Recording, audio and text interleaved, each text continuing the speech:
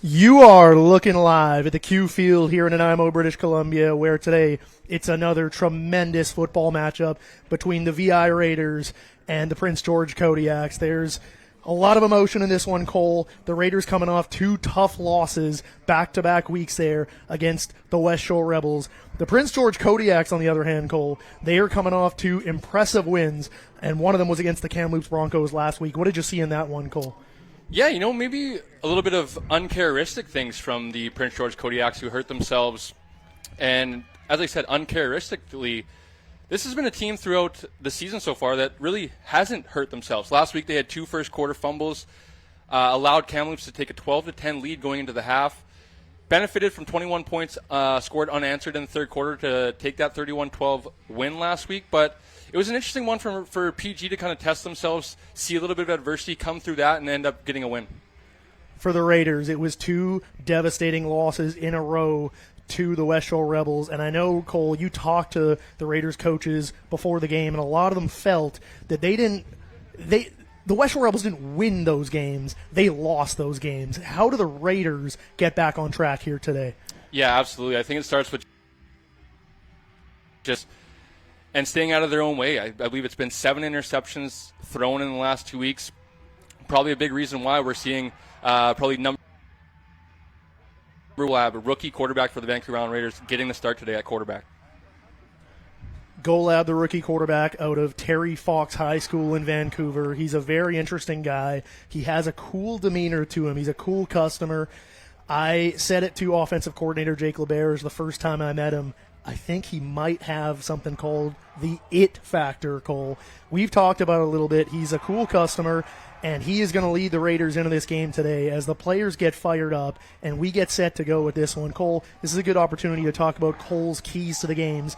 Let's talk about the PG Kodiaks first here. What are the 3, or maybe 2 keys to the game for the PG Kodiaks to winning this football game? Yeah, a few of them. First and foremost for the Prince George Kodiaks, I think, is just continuing to play their complementary football. They've done a good job this year of doing just enough on offense and knowing that their defense is going to get them stops for them.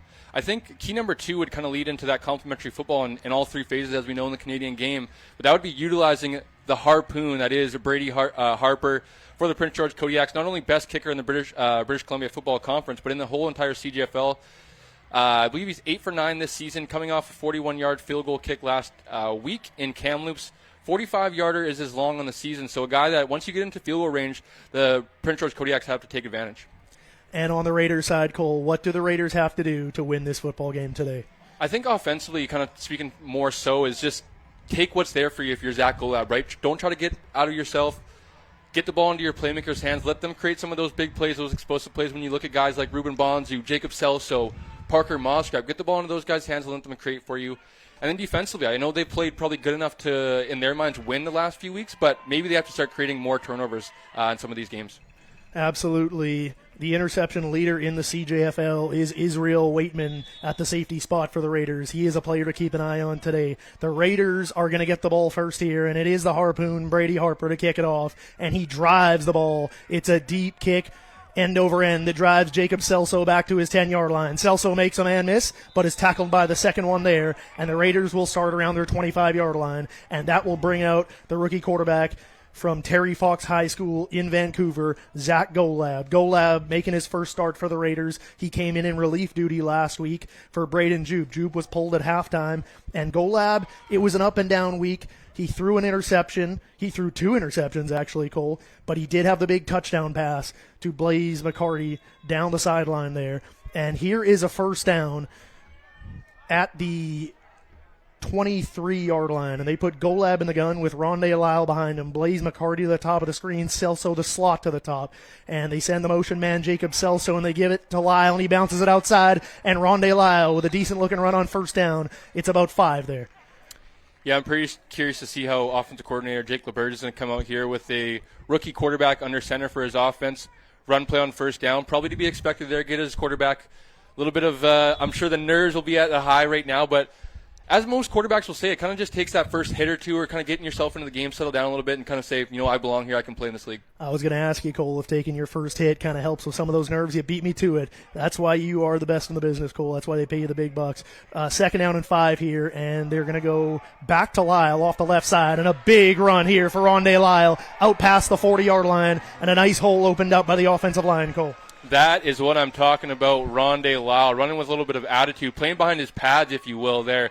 The smaller statured back, not known for his physicality. I know he's been doing that a little bit more this season. As you see there, second carry of the game, he lowers the shoulder on the safety, was able to pick up a first down on the legs of Rondé Lyle here early on.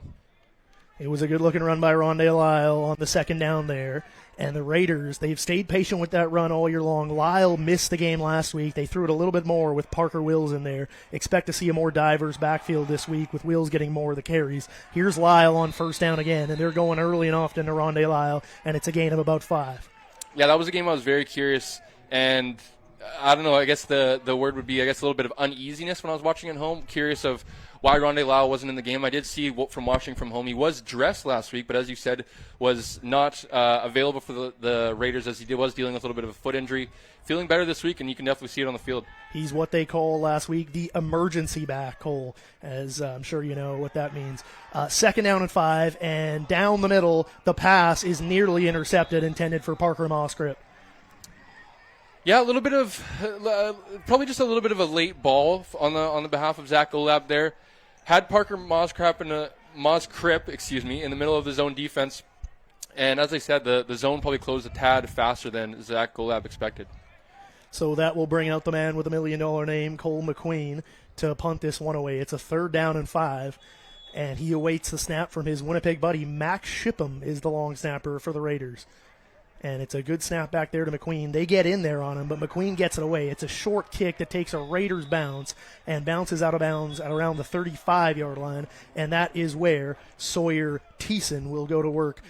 This is definitely going to be a roughing the kicker, or as we chatted about last week, or a few weeks ago, the difference between running into the kicker and roughing into the kicker. So this will be... Even if it is of the 5-yard variety, Cole, it's going to give the Raiders a first down and the offense coming back onto the field here. Not hurting yourselves, right? Taking advantage of this opportunity here, staying on the field. Hopefully the Raiders are able to cash in with some points here early on. You saw McQueen limping off the field there. That's going to be something we're going to have to keep an eye on. He looked like he was hurting after taking a shot there. First down for the Raiders at the 46-yard line here. Golab is in the huddle, and he's got the play called, and that's something you want to keep an eye on, hey, Cole. Getting in out of the huddle, always a tough thing for a rookie quarterback. Yeah, for sure. We saw numerous time count violations in the last few weeks. Golab in the shotgun. Parker Wills is in there at running back. We told you to expect a more diverse backfield, and it's a helicopter wobbly throw out to the left side, complete to Bonsu, and he takes it up ahead for a gain of about 4. Yep, I like the play call, getting the ball into one of your biggest playmakers' hands with Ruben Bonsu, as well as getting your quarterback comfortable with the completion early on, setting themselves up into a second and manageable situation here for Golab. You see Golab tapping on his chest there, saying, hey, sorry, Ruben, I'll give you a better ball next time. 2nd down and 6 for the Raiders as they break the huddle. Prince George, Cole, they run a very simplistic defense. There's not a lot of coverages you're going to see, but they run their stuff very well. And here is a 2nd down and 6 for Golab, and he's got the snap. He's looking down the middle. They set up the screen to Wills. It's knocked off an offensive lineman, and Wills is into the secondary for a first down. Cole, I don't know about this one. I don't know if you can hit an offensive lineman with a pass. That would be an ineligible receiver, would it not? Yeah, I don't know how that works as well, but I don't think the Raiders are going to complain about it too much. Good job of staying concentrated on the football there by Parker, and the Raiders are going to pick up a first down after a nicely timed screenplay. The referee's having a discussion. Maybe it is the offensive lineman has to actually catch the pass for it to be an ineligible receiver. That's what I would assume. Nonetheless, 1st and 10 Raiders, and Golab in the gun, and he's going to give it to Parker Wills. And Wills with a nice-looking run up the middle, and a big hole opened up there in between Jake Giokis, the center, and the left guard there, and Parker Wills runs right through it. Yeah, this is exactly what the doctor ordered for the VI Raiders. Run the ball here early on, moving the chains, playing with some attitude behind their pads. Let's see if they're able to pick it the first down here on 2nd and short. Do you expect them to run it here, Cole? They've been heavy with the run early. Absolutely, I do. They did bring out Parker and put in their, you could maybe say your speed back in Rondé, but he's not going to be able to shy, or he's not shy about picking this up in tough yards as well. 2nd and 2, and they're going to give it to Lyle, and he's close to that first down. It'll depend on the spot. It looks like he's got it. The Raiders have not scored an opening drive touchdown so far this year, Cole. They are looking to break that trend here. Yeah, and I love the idea of continuing to lean on this run game here early on, as the Raiders are not afraid to balance, or to use both backs, Parker and Rondé here in for the Raiders early on, so let's see if they continue to ride them. PG, they are a heavy 4-man rush team. The most they bring is 5. They don't blitz much, and the Raiders going after that 4-man defensive front with the run early on here. Golab in the shotgun, and they're going to fake the outside zone play. Golab off the play action, throws, and completes to – is that – Jake Barker. Jake Barker down the right side, touchdown. And he is in for the touchdown. We have a penalty marker down. We'll wait and check on that one. Barker, who usually wears number 85, I'm sorry for the confusion there, folks. He's able to get in, but we will check the penalty marker. I believe it's going to be a face mask penalty on the Prince George Kodiaks defender who tried to take down Barker, but Barker did a fabulous job of continuing to move his legs and get into the end zone there. Well, that's a big missed opportunity on my part, Cole. I couldn't get the number right, and I missed my signature touchdown Raiders call. But Jake Barker is able to take it in for the first opening drive touchdown this season for the VI Raiders. The penalty was on the Kodiaks. It doesn't matter. And so Cole McQueen – oh, no, Cole, look at this. An early development in this one. We've got Sterling Henry in there to kick the extra point. Yeah, and I know they're very comfortable with having Sterling fulfill these duties as he has done it in the past. I am seeing Cole down here moving around. Looks like he has a spot on his left ankle. So that's, as you mentioned, going to be a development to keep an eye on. So the Raiders with a good-looking opening drive there, and they take a 7-0 early lead on the Prince George Kodiaks. And if you're the Kodiaks, they haven't faced a lot of adversity over the last 2 weeks, especially against Kamloops last week. How will the Prince George Kodiaks respond to that one, Cole? Yeah, I'm curious to see. I would maybe correct you a little bit, Noah. As I mentioned, they did face a little bit as they were kind of put themselves into their own hole. The 2 first-quarter fumbles last week to Kamloops, kind of a big reason why, as one of the 2 fumbles last week was a fumble that they had on the Kamloops Broncos 1-yard line that would have been arguably a touchdown, if not, would have been a for sure 3 points on the scoreboard. They end up going into the half down 12-10 to Kamloops last week, so they did stay composed. This is going to be one that's an interesting one to see how they respond to this one. But if you're the VI Raiders, you got to be feeling good.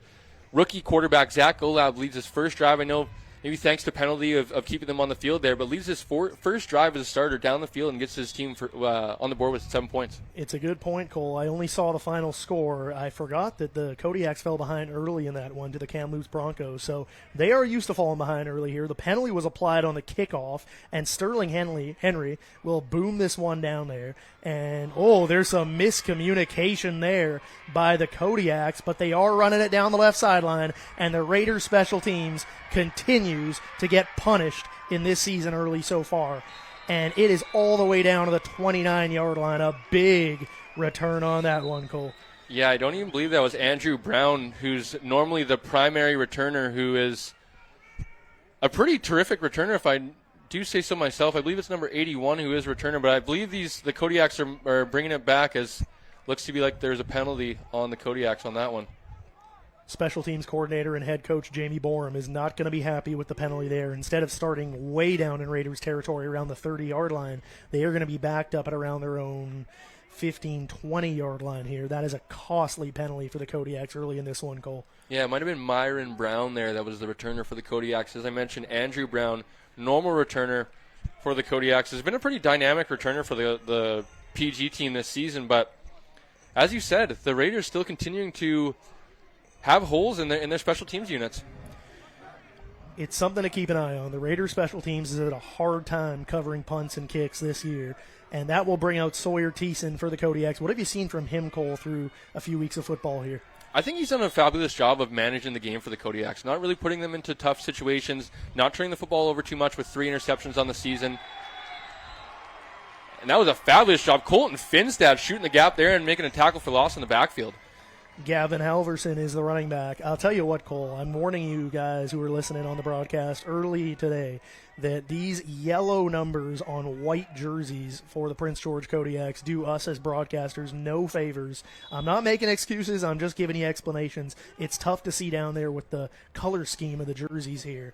And here is Thiessen in the shotgun on 2nd down and 15 after the good initial penetration by the Raiders to stop him on 1st down. Thiessen calling out the signals. He doesn't like the look, and he's forced to use an early timeout here.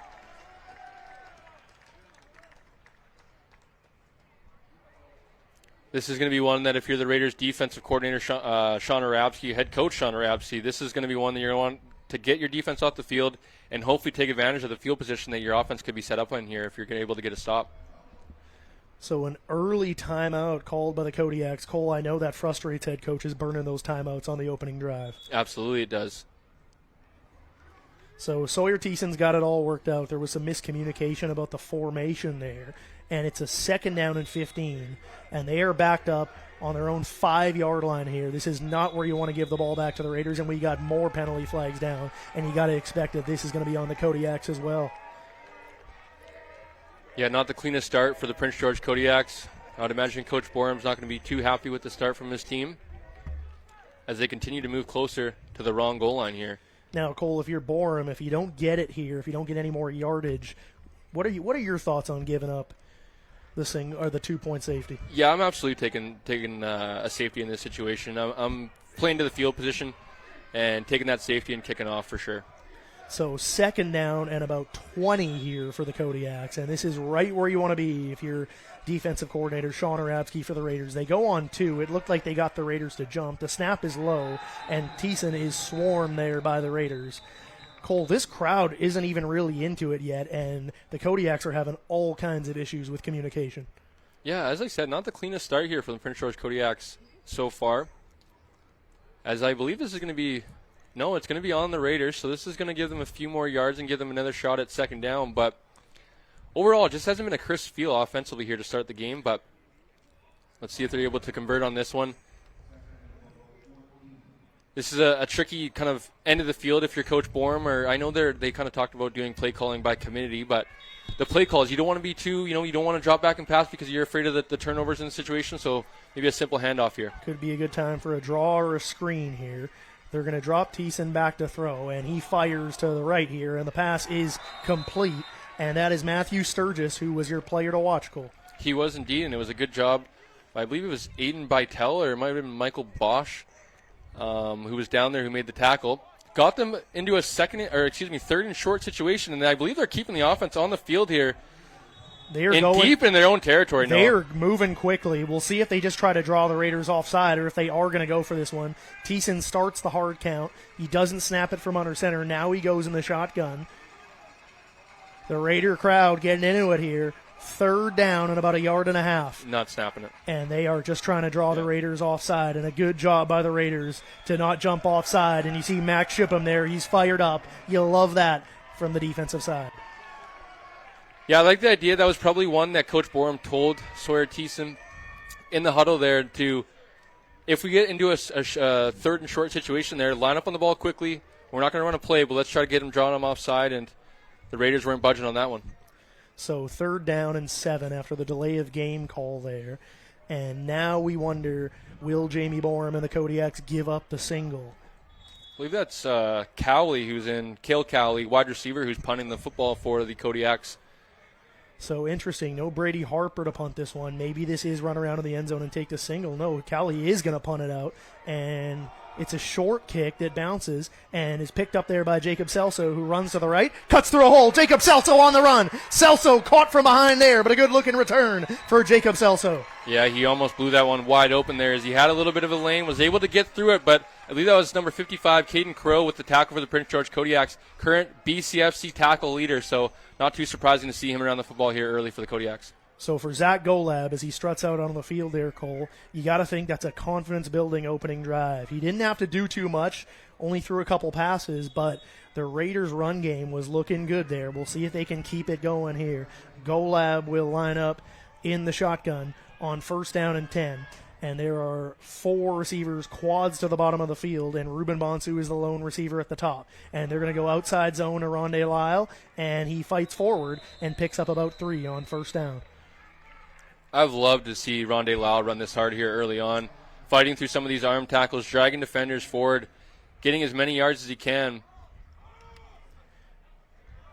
They bring Cameron Stoberg into the formation there. He is the 6th man in that receiving corps. Lyle will take a seat on the bench for a minute momentarily.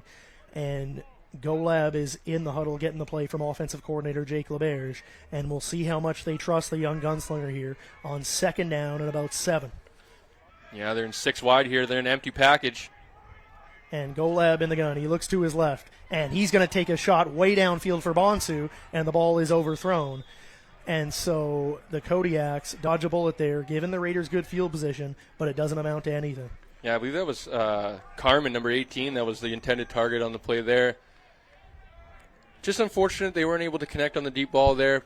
Golab's first deep shot of the game, so, hopefully we're able to see him and his receivers get on the same page as the game progresses here. So McQueen is back into punt here for the Raiders. It's good to see that he wasn't too shaken up from that hit on the first drive. And McQueen awaits the snap here. And there it is. McQueen takes a peek and gets the kick away. And it's a high, short kick, but he's directionally punting here. And it's picked up there by the Kodiaks. And that is number 4, Andrew Brown, on the return. And he takes the ball out near the 20. Yeah, as I said last drive, Andrew Brown has been a fantastic returner for the Kodiaks. One of the bright spots for them from an excitement standpoint this season. But last week had a little bit of a mishap as he did fumble one of his returns. Did prove pretty costly as it did. It was a big reason why the Kodiaks were trailing going into the half. So here is Sawyer Thiessen, and early in this game, with the crowd not really that into it so far, you'd expect Thiessen to have better communication than they've had so far. They'll put him in the shotgun here on 1st down and 10 with 3 to the bottom of your screen, and they're going to give it. And here comes Halverson off the left side, but he is stacked up there by Max Shipham and Colton Finstad, the combination in that linebacking core for the Raiders. It's a good-looking one, Cole. Shipham's been active here early and often for that Raiders defense, flying around sideline to sideline, making multiple tackles here through the first quarter. As you said, Finstad as well. This Raiders defense is fired up here early on and ready to stop the run.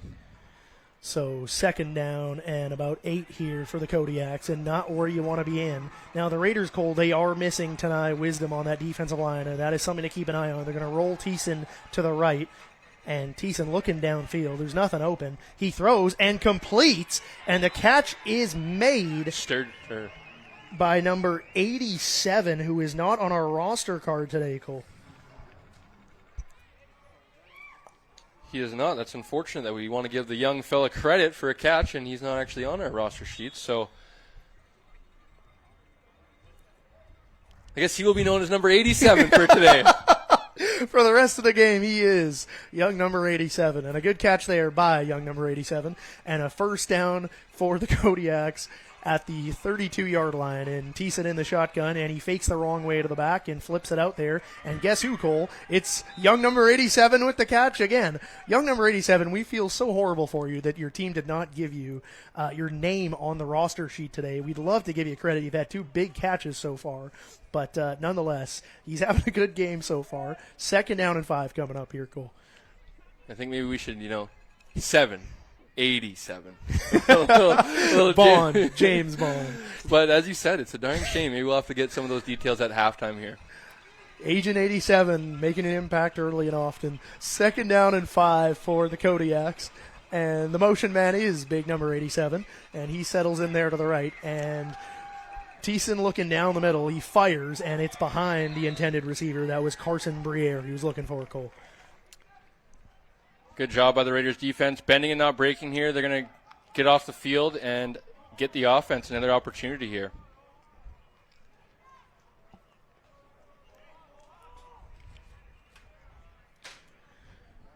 So it is going to be number 11, Cale Cowley, in to punt it again. Cole, I don't know this. Maybe you can correct me if I'm wrong. Is Brady Harper not the regular punter? I don't know. I thought he was. I thought when we asked him about that, and he is. I know, actually, writing a little bit down to the stats this year, he has punted a little bit, 38 punts on the year, so I'm not too sure what is going into this, but It's a high punt. Celso catches it there at around his 40-yard line and is gang tackled by the Kodiaks at about the 43. Third drive of the game for young Zach Golab in his first start in the CJFL here. If I'm offensive coordinator Jake LeBurge, I'm going to continue to lean into this run game. As actually I don't know if you noticed this, Noah, but a new development. Actually, offensive coordinator Jake LeBurge down on the field this game instead of up here in the booth. I'm curious to see how this one plays out, as you're able to have that direct player to coach communication. As it's sometimes a little bit hard when you're up in the booth and you can get on the headset and stuff like that, but it's kind of better when you come off as a young quarterback. You just had a series, maybe it didn't go so well, and you can get that perspective from the coach's point of view. I think back to my Winnipeg Blue Bombers last year, Cole. Buck Pierce, the offensive coordinator, who's now the head coach for the BC Lions, he had called his games as a play caller in the booth the first 3 years in Winnipeg. They were struggling as an offense, as the Raiders are here early in the season, and Pierce moved down towards the sidelines for the Bombers. Here is a run on first down with Parker Wills, and he is swallowed up there by the Kodiaks. Good job by the defensive line. Yeah, I didn't catch the number on that one. Might have been Caden Crow once again, who's, as I mentioned, BCFC tackle leader. Came into this one 34 tackles this game, 10 more than the next closest defensive player in the conference. He was all over the running back there from the Raiders.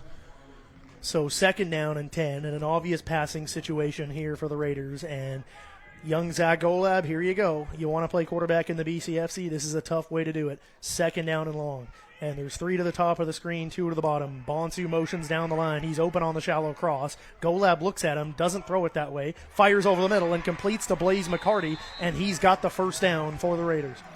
Yeah, as you said a few moments ago, Noah, Golab, kind of struggled to find that word of not wanting to say he has it, but as you said, a cool customer, very posed as he just demonstrated there in the pocket, going through his reads, traffic around him, but posed quarterback, was able to make the throw to Blaze McCarty there. He is a cool customer. That's kind of the way I describe him after knowing him for a few months here. And he had a lot of time in that pocket there. Good job by that offensive line. But there was no panic from Golab. He just settles in there and finds the crossing pattern. Here's a handoff to Lyle on first down, and Rondé Lyle runs for about 9 yards there on first down. It'll depend on the spot, but, man, this offensive line is opening up the holes early, Cole. It looks like the referee might call for a little bit of a measurement here. No, he's going to rule second down, second and short, but Rondé Lyle and this offensive line are really showing some attitude here and taking over this game here early on as they continue to carve out some nice chunk runs here. They are taking it to the Prince George Kodiaks early in this one. Make no mistake about it, the Raiders are leaning into that run game here.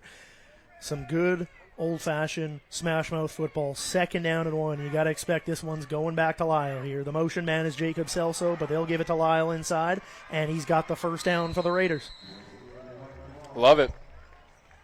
There's a saying in football, but keep running until the defense stops you. If you can continue to pick up these 4 or 5 yards a carry here, continuing to lean on this offensive line, it's only going to open up things like we saw last 2 drives ago, with the Barker touchdown. Play action, getting your receivers open downfield as well.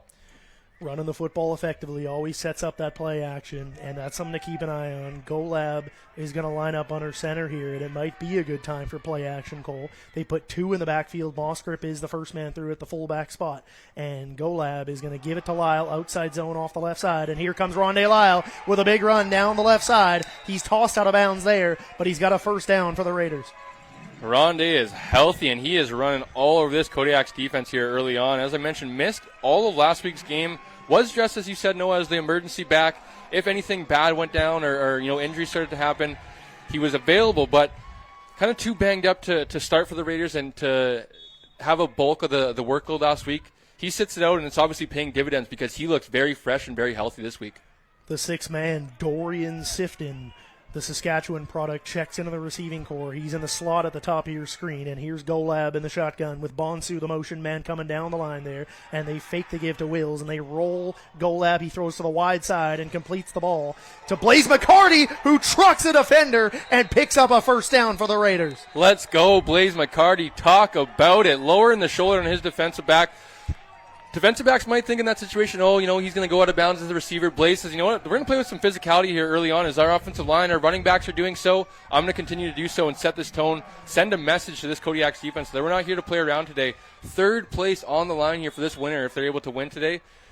Love to see it here early on. The energy from this Raiders team is definitely next level. It's something we haven't seen here at home. How about the throw on the move there by Golab, Cole? Yeah, fantastic job. Setting up the play action off this run game, which has been very effective here early on. First down and 10, Golab in the shotgun, and Wills is the back. And they're going to give it to Wills off the left side, and he bounces it outside. Parker Wills down the left side, and there is a penalty flag, but Wills with a nice-looking run and a first down. We'll see if it's coming back on a holding call. I'm afraid it is kind of in that area of holding. I'm not too sure if it is going to get called back or not, though, as you don't have a signal from the referee quite yet, but the Raiders' offense is walking backwards, so I believe it's going to be on Carmen, number 18, for the Cameron Stoberg. Cameron Stoberg. I believe is going to be the guilty party on that one. But the Raiders here continuing to run the football, no matter what back it is in the game. So because of the holding call, it's backed up to a first down and 20 here for the Raiders. And what do you like on first and 20, Cole, in the play calling? Yeah, this is an interesting one. I think you let Zach Golab go a little bit here and let him go through his reads. He hasn't shown you that he's nervous here early on. He hasn't put balls into some dangerous situations. So let him drop back. Let him see if he can pick up a chunk yard and put you in a situation where you can go for it on second down. Wills is the back, and Golab drops to throw, and he fires the post sit route, and it is dropped by Jake Barker. A perfect ball by Zach Golab, throwing it low where the receiver could protect himself, but Barker unable to pull it in. And we do have tempers flaring here. Yeah, if I can talk about this, though, for a second. This was a fantastic job by a young quarterback, a young player in the BCFC that coming out of high school, you might not, you're naive to what you don't know, right, as a young player. And the timing in this league just jumps another level. And as a young player, sometimes you don't understand that. And windows close so fast in this conference, and you can kind of maybe be a step or two behind. As we saw maybe in that first drive from Golab, trying to target Parker Mostrip coming across the middle of the field. That window closed fastly. That one, having an ISO cam on Golab, great anticipation, letting the ball go before Parker broke in the middle there. Barker broke to his post-sit route there, and just was unfortunate that maybe you could have asked for it to be a tad higher. That being said, was most definitely a catchable football and one that Jake's wanted to hold on to. Absolutely. Barker's going to have nightmares about that one. He should have pulled in that pass. So a second down and 20 now for the Raiders as we switch sides here. Cole, what have you noticed in the first quarter? Yeah, keep chopping wood if you're this Vancouver Island Raiders offensive line and the run game here early on. I know we've kind of heard it joked about the last number of weeks of offensive line coach Trevor Bowles there, kind of the old run the dang ball as an offensive line coach, kind of that mantra doesn't get old. I would imagine he has a grin ear to ear right now of seeing this offensive line work and seeing it work effectively here. So continuing to run the football. Defensively, they've done a pretty good job of getting the Sawyer Thiessen-led Kodiaks offense off the field. So keep doing what you're doing, and most importantly, convert in these situations if you're the Raiders offense. Come away with points and don't keep this Kodiaks team in this game. Cole, it feels like that first quarter flew by. Maybe that's due to the fact we had some offense for the first time in our broadcasting career by the Raiders. And here is a give on 2nd and 20 to Lyle, and he is well short of the first down. I can understand that call if you're trying to get into field goal range here. But McQueen is looking. I'm curious. I can hear special teams coordinator Tarek Bryan from up here. He did call for the field goal team. We see Cole McQueen trotting out on the field, so looks like it's going to be a what? This is going to be his longest, Cole. This is going to be about 40 yards here for McQueen. Now, Cole, you were standing down there on that field earlier today. Does he have the wind at his back? I don't remember, if I'm being quite honest with you, and I did try to get a quick glance across the field, but the trees actually aren't moving as of now. Neither are the goal. We don't have any actually goalpost flags, so wind is kind of neutral right now. But let's see. 41 yards for Cole McQueen. The kick is up. It's got the distance, and it is good! Cole McQueen from long range. Ka-chow, baby! What a kick by Cole McQueen. I love it. We were talking pregame. We went down on the field pregame, talked with Brady Harper, all the talk about best kicker in the BCFC CJFL, but Cole McQueen, might have to get him into the conversation. A 40-yarder. Last week, Brady Harper hit himself a 41-yarder. I believe the longest on the season is 45 yards on behalf of Brady Harper. Cole McQueen, that was good with some leg behind it, Noah. It had many extra yards to spare. A heck of a kick by McQueen. And all he's missing, Cole, 4 tires and an engine. Absolutely, and winning the Piston Cup, baby, the Piston Cup. Well, he might settle for a cup of another name here in the BCFC if he keeps kicking like that. The Raiders have jumped out to a 10-0 lead over the Prince George Kodiaks. And if you're the Kodiaks, Cole, you got to get going here. You don't want to let this lead get any bigger. Yeah, absolutely. You got to get going for the Kodiaks. If you're the Raiders, though, keep your foot on the neck of the Prince George Kodiaks and don't keep them in this football game. Continue to get stops here defensively. Offensively, continue to put points up. And if you're the Kodiaks, you got to start to get something going here. At least start to get something going to the effect of giving your defense a break here, keeping them off the field. If you're the Raiders defense, you need a quick stop here. That Kodiaks defense is going to come back on the field very tired. The kickoff by Sterling Henry drives the Kodiaks returner way back there. It's a good-looking boot by Henry. And the return out just past the 30-yard line, maybe to about the 35, and that is where the Kodiaks will go to work. Cole, what have you seen from Sawyer Thiessen so far in this game? Yeah, we chatted a little bit about a pregame, Noah, and I think a lot of people kind of misconstrue the statement of game manager as a quarterback, and people maybe like to think that's a bad thing. But I think Sawyer Thiessen does a good job of managing the game, doesn't let it get away from him, doesn't put the ball in harm's way. He takes what the defense is there. And, in this situation, maybe you have to start to do, a little bit of something extra to find those bigger plays. Thiessen in the shotgun on first down, and they're going to give it to Halverson off the right side. And Halverson with a decent run on first down, and he's tackled there by a couple Raiders. Yeah, in my opinion, Gavin Halverson is one of the more underrated backs in the BCFC, as he did come into this game fourth in the conference in rushing yards with 303. But he hasn't really been able to get going here this afternoon, as the VI Raiders' run defense has been all over him early on. Being backed up with penalties on first and second and long takes away that ability to run the football, as I'm sure you know, Cole. Second down here for the Kodiaks, and they're going to sprint out. Thiessen to his left, and he is tackled there, and that is Aiden Bytel who was in on that one, Cole. Good job by Aiden Bytel as a defensive back. Coming up and making the tackle there on Sawyer Thiessen. He did look like he was a little bit of losing his balance, but getting him down on the ground, as Sawyer's kind of a sneaky athletic guy and will go pick up first downs. I believe he had 4 carries for 40 yards rushing last week, so good job by the Raiders defense once again getting them off the field. And as I said, this Kodiaks defense is going to get tired here, as they've been on the field quite a bit here through a quarter and a little bit. It's a good point, Cole. The time of possession heavily in favor of the Raiders so far. 3rd down and 5 here, and the Kodiaks are in to punt it again.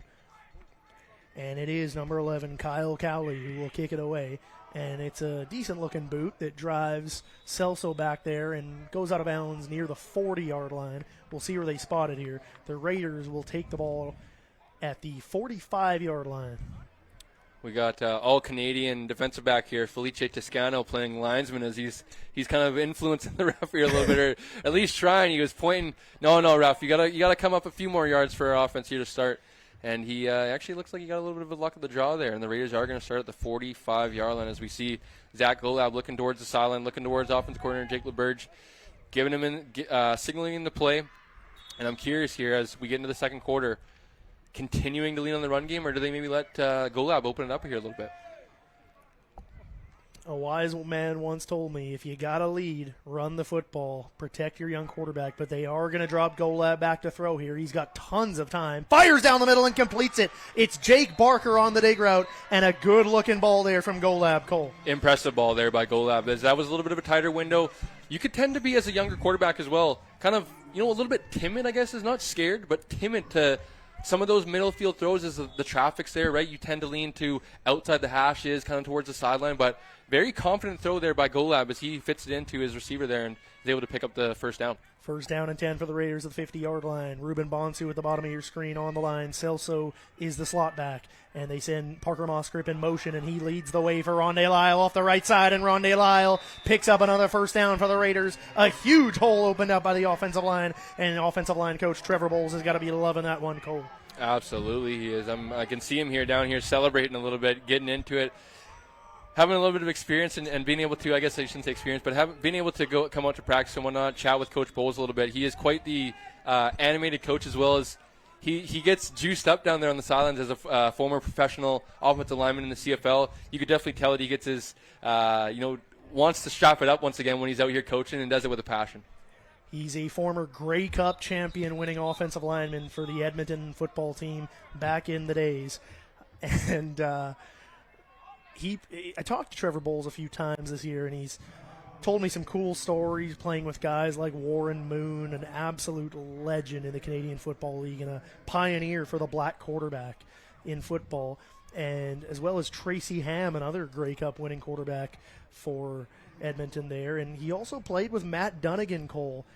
Quite the company to keep if you're a CFL offensive lineman. Yeah, very cool when you can, have a guy like that kind of share his influence, share his knowledge on this offensive line, and even as a unit, as an offense, right? As you said, right?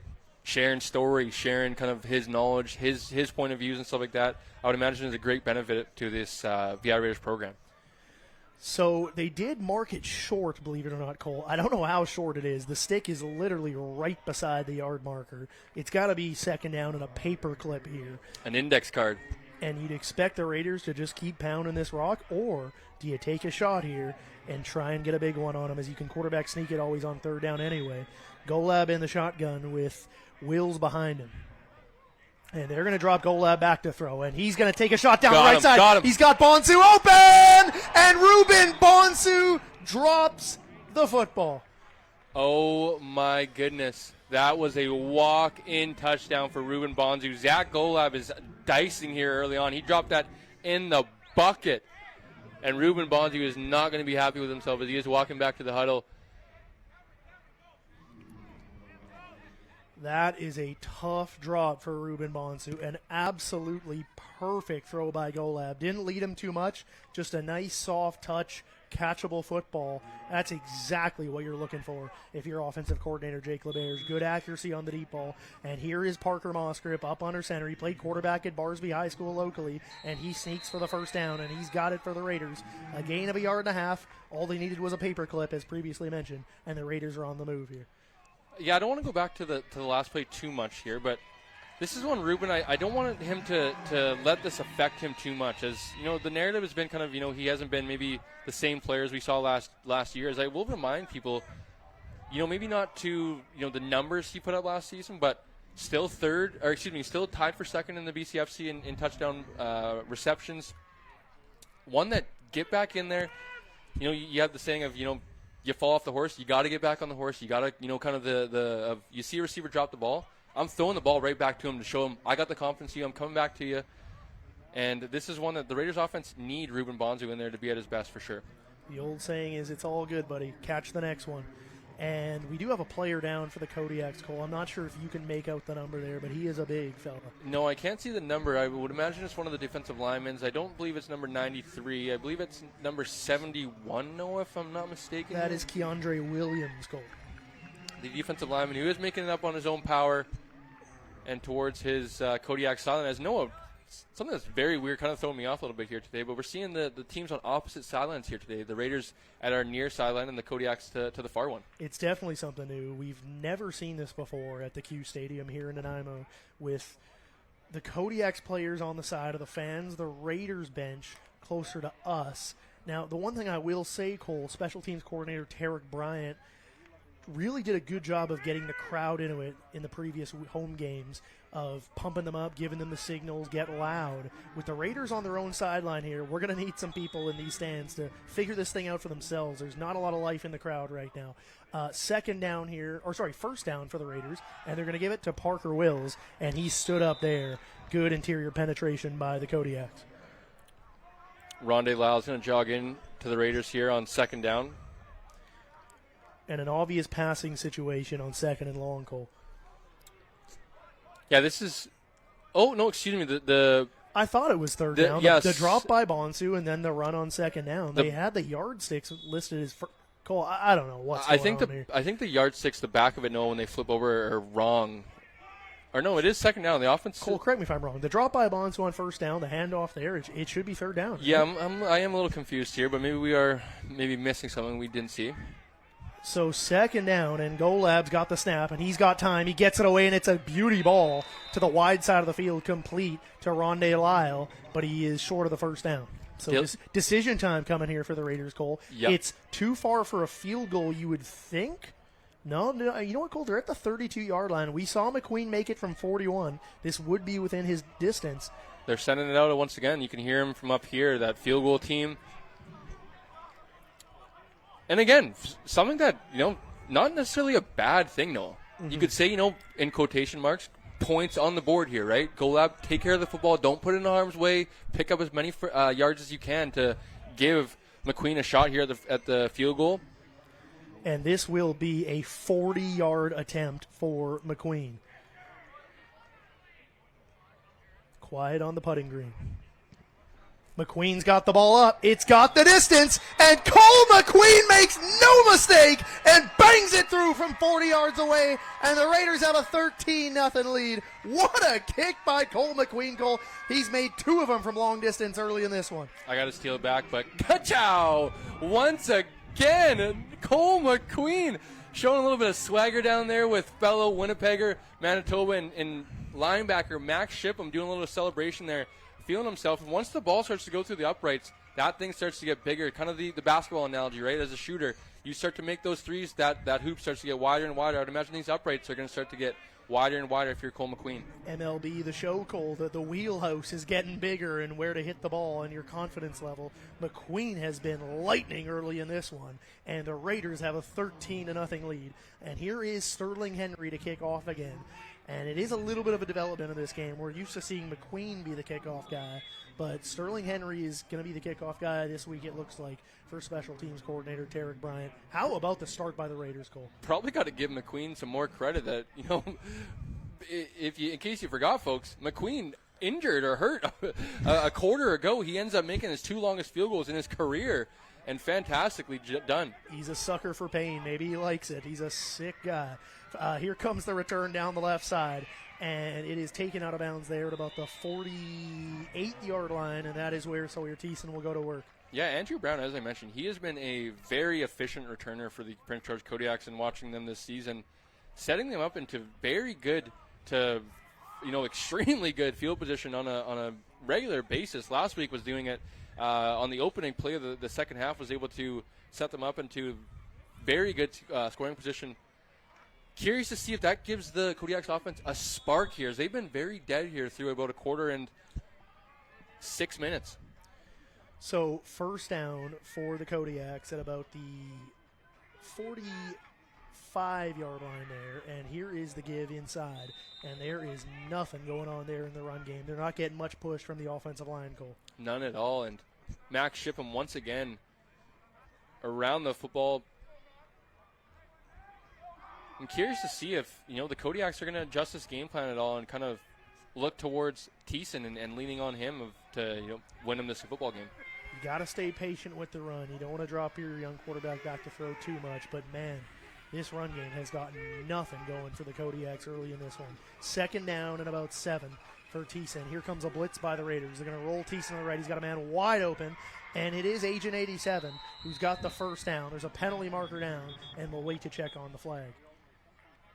Agent 87 once again. We can't get to halftime any quicker to get a little update on who the mystery man, number 87, is for the Prince George Kodiaks. But he has been effective here early and often for the Kodiaks offense. Probably the most effective piece of their offense here so far. Isn't that just the way it goes for young broadcasters in the BCFC, Cole? The one guy who's doing anything positive for the Kodiaks right now, he doesn't have a number on a roster card. So, a first down picked up by the Kodiaks. The penalty was on the Raiders, so the Kodiaks will decline it. And the Kodiaks are on the move at inside Raider territory for the first time today, Cole. Kodiaks offense looking to get a spark here going, looking to get a drive just to get some momentum here. Thiessen in the shotgun, first down. And they got a bunch of guys in motion, and they're going to give it off the left side. And Halverson, with his best-looking run of the day, as he drags and carries Raiders defenders and picks up the first down.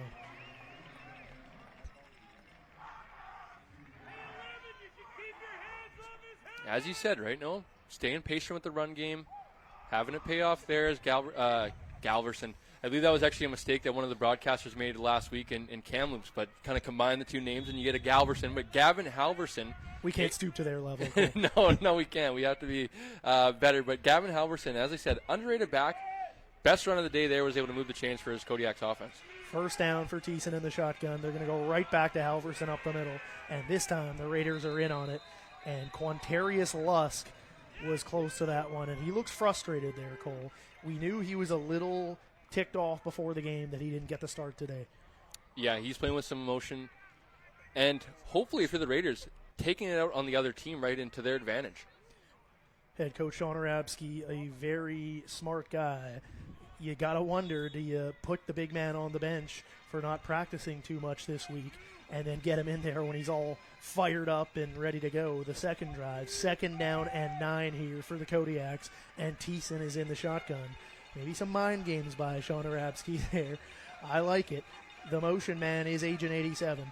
And they'll drop Thiessen back to drop pass, a big blitz, and taken down, and it's Israel Waitman, the leading interception man in the CJFL, has a sack on Sawyer Thiessen. That's going to be one that Coach Arabsky's fired up on. I know, talking with him this week, he was scheming it up a little bit, and he had the double A-gap blitz with Azzy coming right down the pipe, and they were able to take advantage there. Azzy came free right down the pipe, was able to get a sack, and love to see it when you have, things in your mind, you're able to, scheme it up a little bit, put it onto a play card, put it onto a play sheet, run it in practice, and then execute it in the game. No better feeling. The safety blitz by Israel Waitman, a heck of a call by the man who used to play defensive back at Carleton University for the Ravens, head coach Sean Arabsky. And here is the punt coming, and this time it will be Brady Harper, Cole. So Harper may be the better directional punter here, and Celso waits for it. It's got to be no yards, which will be of the 15-yard variety because he caught the ball in the air there. Celso taken down there, and the Raiders will have the ball at around the 30-yard line when they start this drive. So what have you seen from Zach Golab so far, Cole? He's looked good. A ton of poise from the young fella here early on in his first start, not even through the first half, and he's been doing a good job of taking what the defense is giving him, as well as not getting out of yourself too much, right? Of just completions, not turning the football over, keeping your team ahead of the chains, and he's been effective here early on. We have 5 minutes and 16 seconds remaining in the first half, and this has been a very productive first half for not only the Raiders' defense. That's what we'd expect. We've seen it through multiple games here so far this year, but the Raiders' offense, Cole, finding a little bit of a rhythm in this run game, off the play action, rolling. Zach Golab getting him on the move, and he has looked good for the Raiders. 1st down and 10, and the ball will be placed at the 28-yard line, and they're going to put Golab up under center here. And Mosgrip is in the backfield, and they are going to give it off the right side to Rondé Lyle on a spin move, but he's taken down there for a loss of a yard.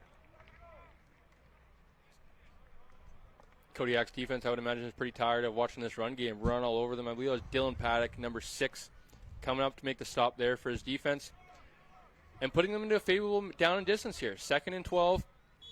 If you're the Kodiak's defense, you want to get a stop, get off the field, get your offense back onto the field as quick as possible. As you can kind of hear them over there. They're getting frustrated. They haven't been able to get anything going here early on, and the defense has been on the field far too often. It's one of the first times they've had the Raiders push behind the sticks with a 2nd down and long here, and we'll see how the young rookie quarterback responds.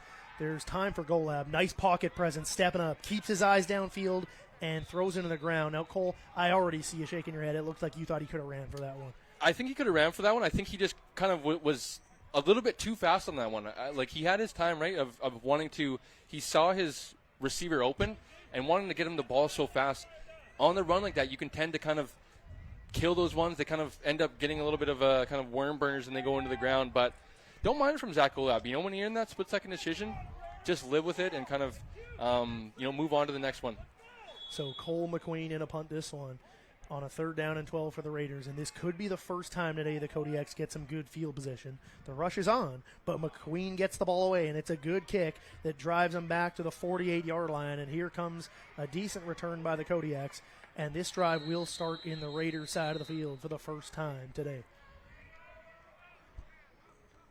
Cole, what have you seen from the Raiders defense? Are they doing anything extravagant or unusual that they haven't done before. No, kind of more business as usual. As they like to be quite exotic with their fronts. They like to send quite a bit of pressure, whether it's from, we saw last drive, the secondary and Izzy Waitman, the linebackers, ship them. Sterling Henry's quite active when they blitz them. So it's been kind of, as I said, business as usual. They've been able to stop the run here today, and Gavin Halverson hasn't been able to get much going. And then the secondary, when you look in the secondary, I feel like they are very comfortable in matching talent for talent in the secondary and not being too afraid of those matchups. Absolutely. Sawyer Thiessen in the shotgun.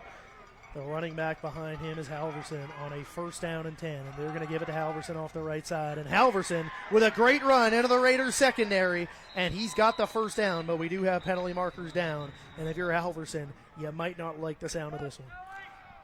Yeah, I would imagine you're going to be quite frustrated if you're Gavin. That Kodiak sideline, you can see them there with their hands up, kind of, oh man, we get something positive, and then we're walking back because of penalty.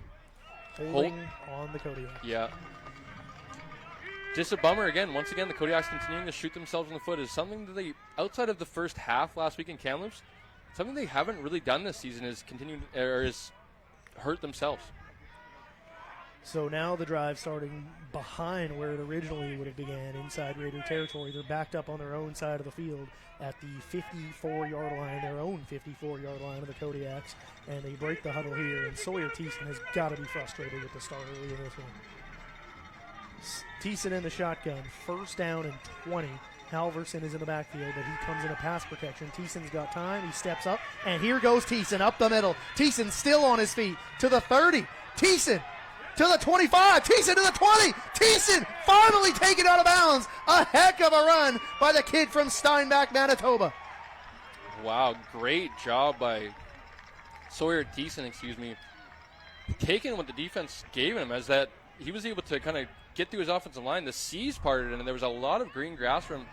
As I said, he's not a guy that looks to run. He's a true pocket passer, likes to go through his reads, likes to be that distributor, that point guard. But if you don't account for him, he will take advantage, as we just saw there. The big run, I don't know how much that must have been, at least 20 to 30-yard run.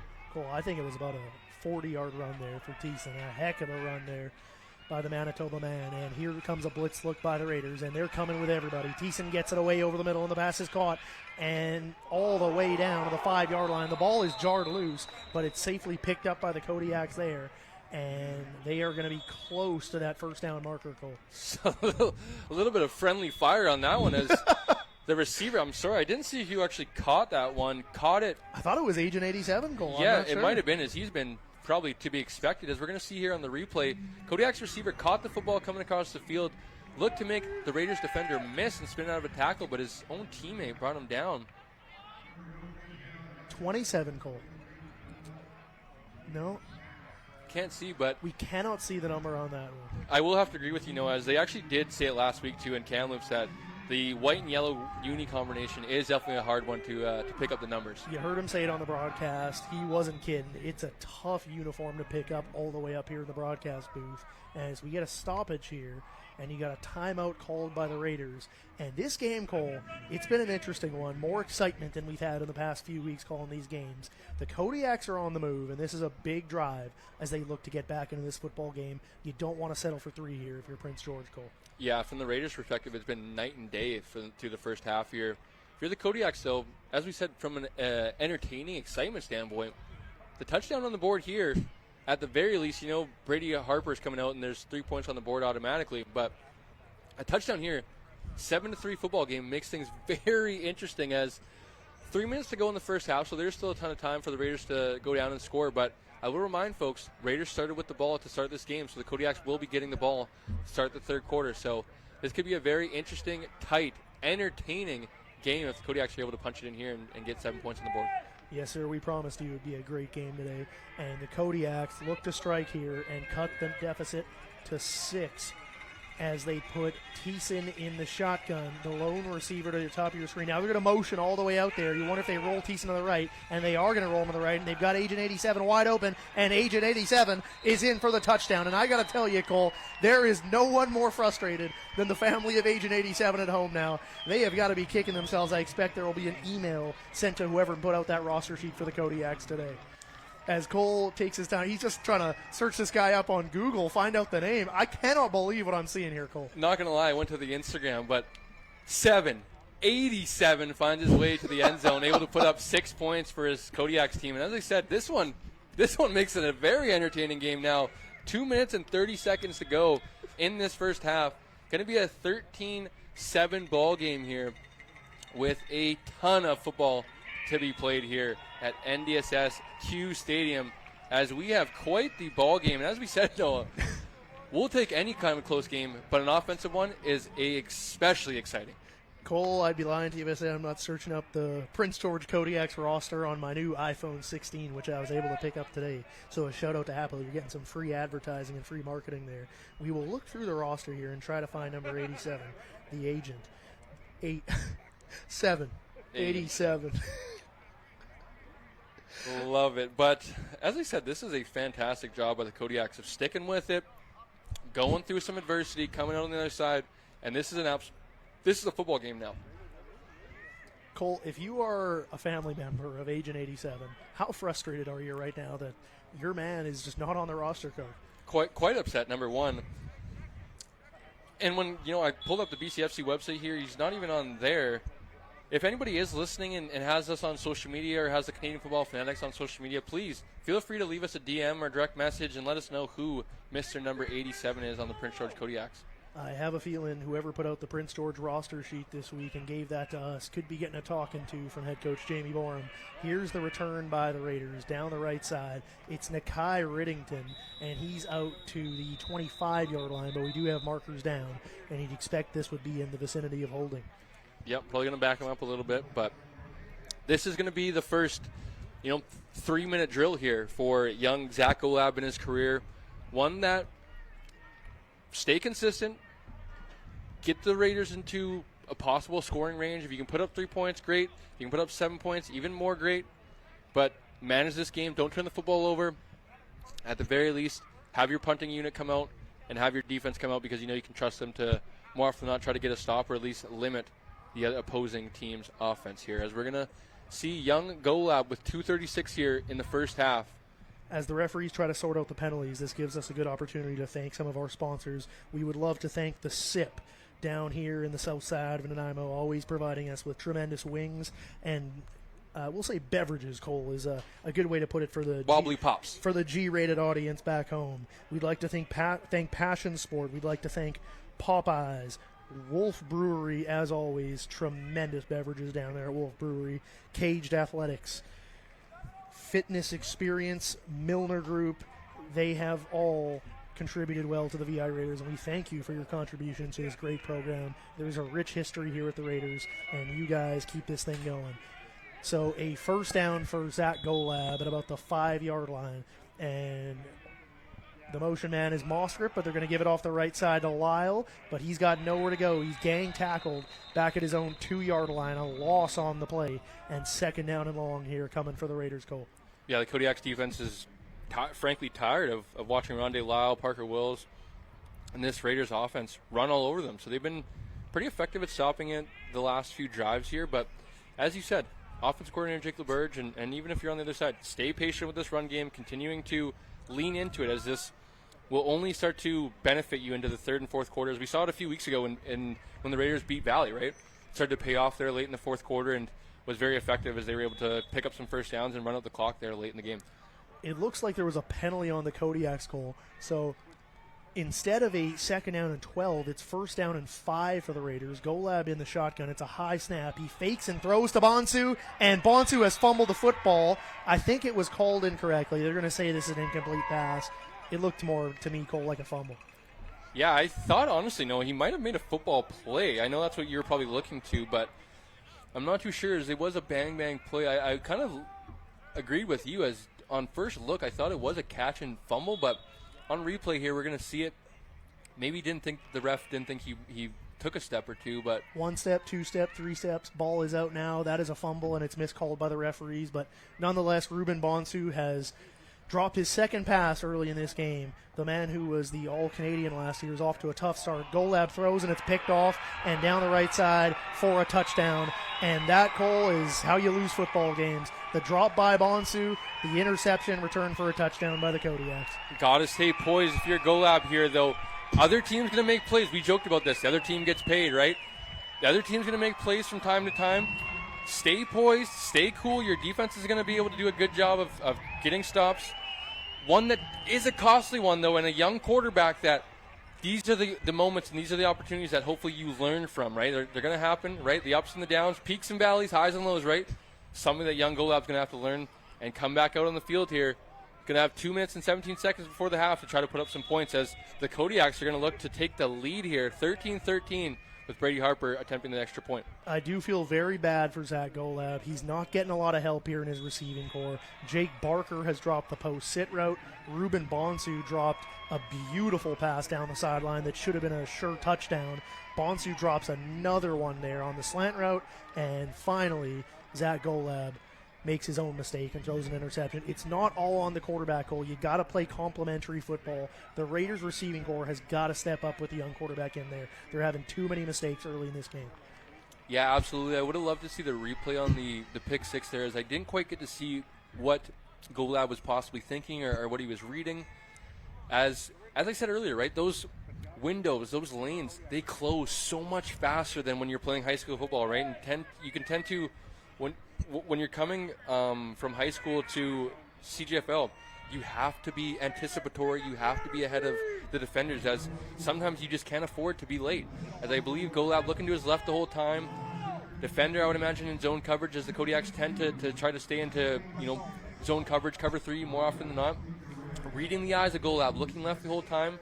We'd love to see, and we will when we're able to get the All-24 film of this, of what was going on behind the scenes there, and the Kodiaks taking advantage, right? A little bit of adversity. They're coming out of this one. 14-13 going to go into to close out the half here. It's exactly as the script was last week, Cole. The Kodiaks fall behind by multiple scores early, and they are used to this situation. Here's a return by Nakai Riddington up the right side there, and he's taken down to the 26-yard line. So, Cole, the interception there for Golab, I'm sure you're interested to see how he bounces back here. Yeah, as I said, just stay posed, kid.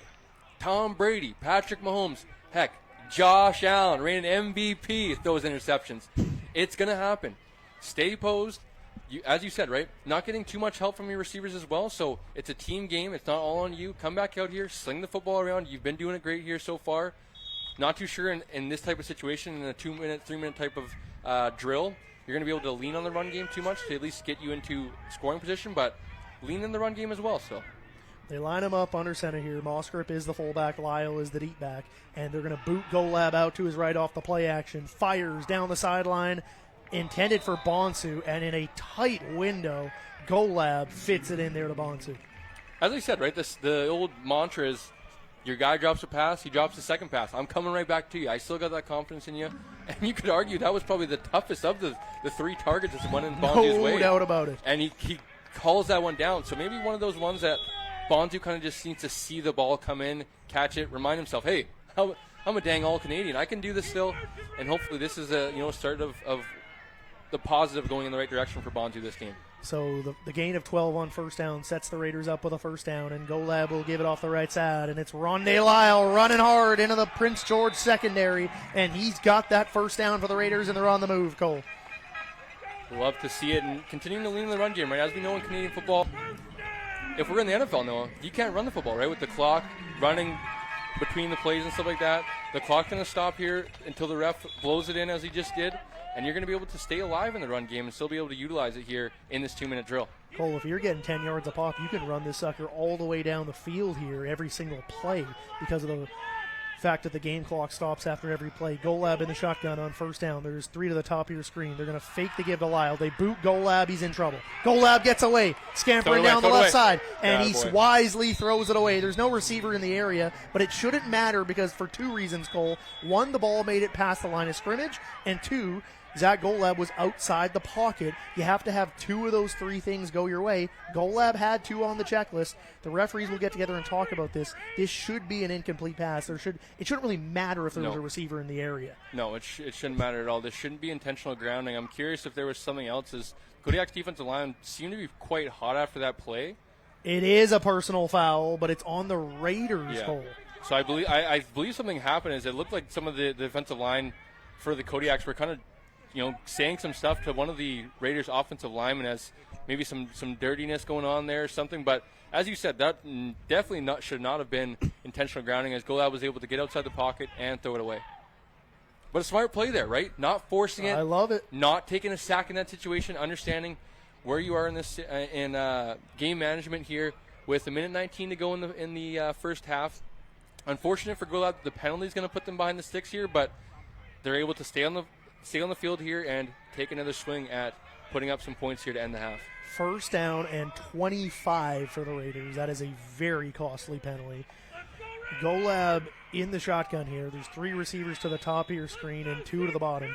Blaze McCarty is playing the boundary wideout, which you don't usually see for the Raiders. Bonsu's at the top of the field, and that's where they're going to go with the ball. And Bonsu gets obliterated by a Kodiaks defender.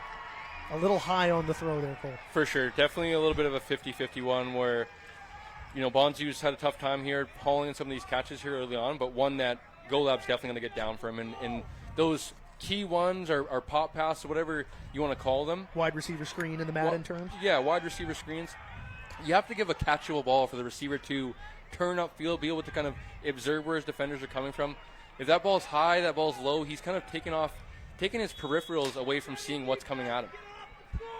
So here comes the punt by McQueen. They're in there on him, but McQueen gets away a low kick that's picked up there by number 4. That is Andrew Brown down the right side. And the Kodiaks here, Cole, with an opportunity with 1 minute and 5 seconds remaining to increase their lead here before halftime. Yeah, I believe Caleb Charlton, veteran linebacker, was in on the tackle there for the Raiders as he's actually getting back into the lineup coming off injury. So nice to see him back on the defense for the Raiders. But Raiders defense is up now. This is the opportunity here to close out the half. Kind of go into the half with momentum on your side as you guys feel good from a defensive standpoint that you closed out with a stop. Obviously, 6-7 of the points that are up on the board for the Kodiaks aren't responsible for the defense, but gotta make sure that they do not put any more points if you're the Raiders defense. Thiessen in the shotgun on first down. Looks like a 5-man rush for the Raiders. That's what it is. Thiessen going deep down the left side on the corner ball, and it looked like great coverage. Caleb Thiessen had tremendous coverage on the play, and the ball is incomplete. They were looking way down there. That's number 89, and that's your man to watch, Matthew Sturgis Cole, going on the corner out for him. Matthew Sturgis, yep. He's back-to-back week with touchdowns. And Caleb Thiessen, that was let me back this up for Sawyer Thiessen, the two Thiessen and Thiessen. Thiessen on Thiessen crime there. Yeah. When he let go of the football, I thought it was a pretty good trajectory, led his corner out to the sideline, gave his receiver an opportunity. But Thiessen, staying with his receiver, perfectly timed to, the saying is, attack when his hands go up or play the eyes, but did a good job in coverage there. Here's a sprint out with Thiessen, and it is read well by the Raiders. Malik Harris and Max Shipham were in on that one, and they take him down, and it will be punt time for the Prince George Kodiaks. Yeah, that last one almost looked like somewhat of a broken play there, but job done if you're the VI Raiders offense here, or defense, excuse me, as it looks like they're going to get off the field here for this first half. Now, there is 54 seconds to go here in the first half, Cole.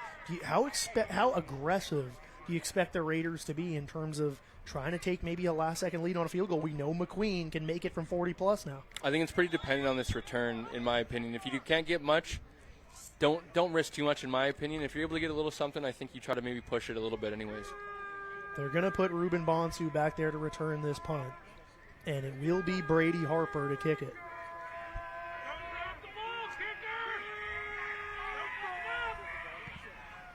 Harper, decent kick. Bonsu lets it bounce and fumbles the football. Now he's got it.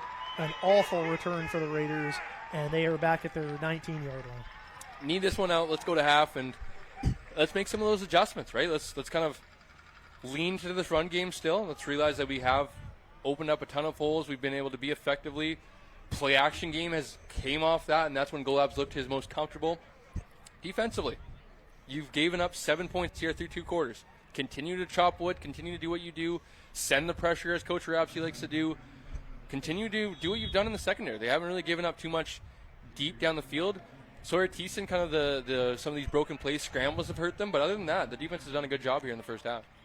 All right, first down for the Raiders, and you'd expect it to be pretty conservative here with under a minute to play. Golab in the shotgun, and they are going to drop him back to throw. They set up the screen to Lyle, and oh my goodness, that was nearly a devastating late first half interception by the Kodiaks, Cole. Yeah, and one you just can't afford because it's instantly in field goal range or scoring position as there's still 19 seconds to go. Kodiaks, if they were to pick that one off, would have had a couple cracks to the end zone before even sending out Harper. So one that I just don't see the risk of you pick up 20, 30 yards on the screenplay here and you hope for another 40 or 50 to get into field goal range. Let's end the half. Let's get in there. Let's make some adjustments and let's win the second half.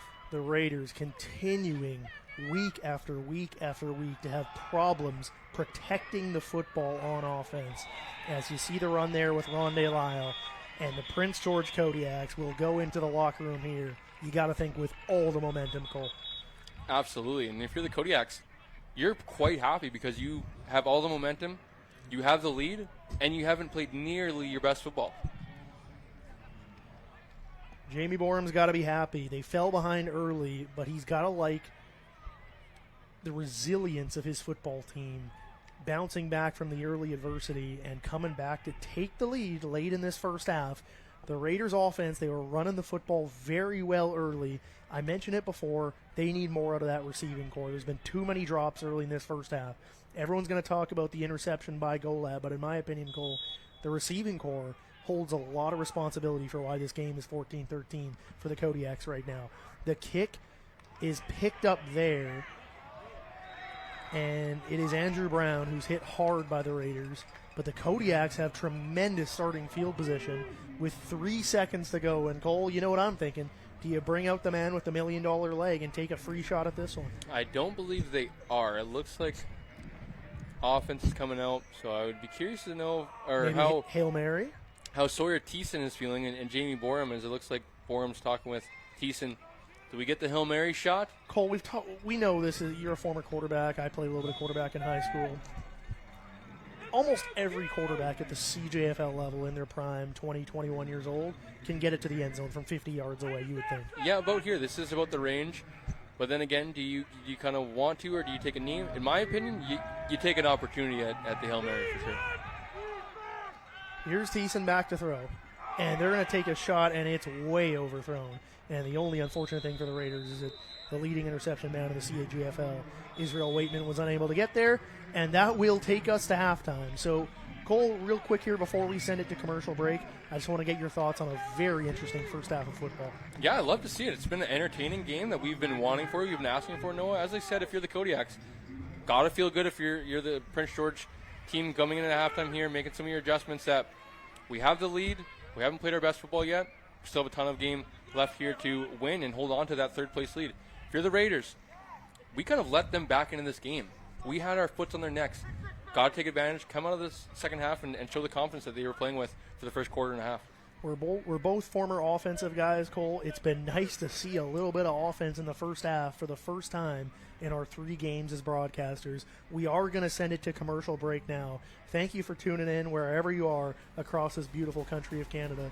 We'll be back with second half action coming right up. You're watching the BCFC on TELUS.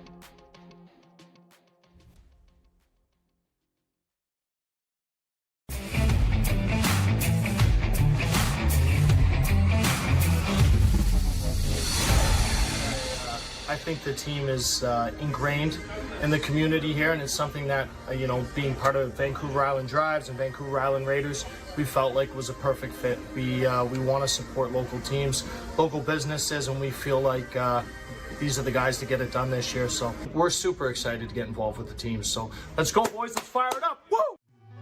Do you want a dealership to tackle the banks and get you the lowest rates possible?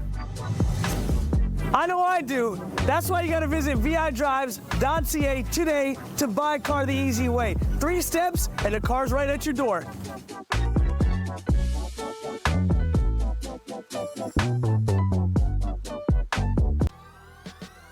Do you want a touchdown to savings and intercept a great deal? I know I do, with over 600 pre-owned vehicles right here, right now, and 18 lenders. I mean, there's nowhere else to shop.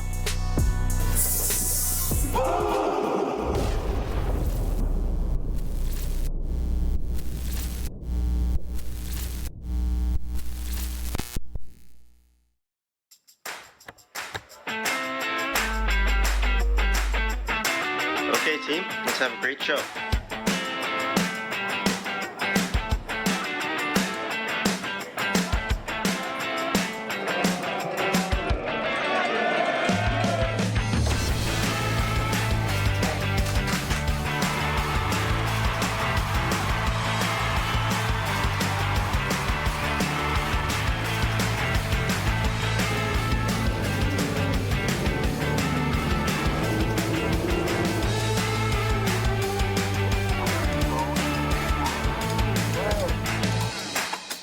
Rank is reflected in the positions and names.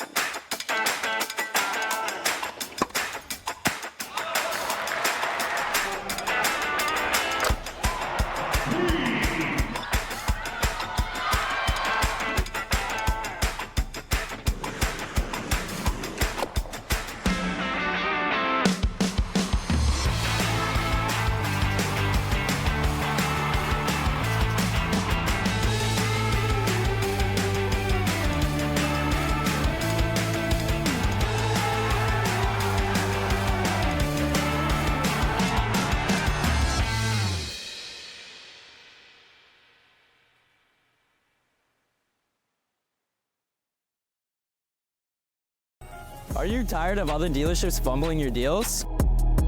I know I am. We're Canada's #1 Google rated dealership at vidrives.ca.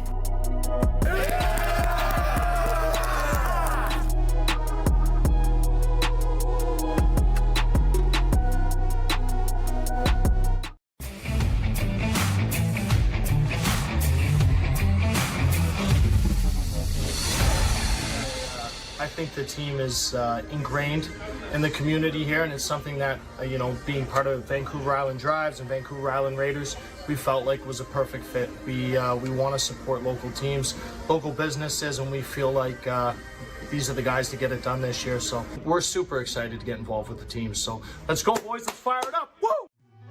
Do you want a dealership to tackle the banks and get you the lowest rates possible?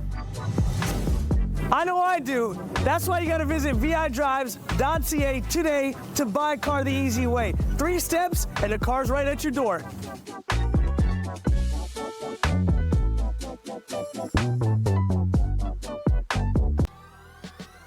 Do you want a touchdown to savings and intercept a great deal? I know I do, with over 600 pre-owned vehicles right here, right now, and 18 lenders. I mean, there's nowhere else to shop.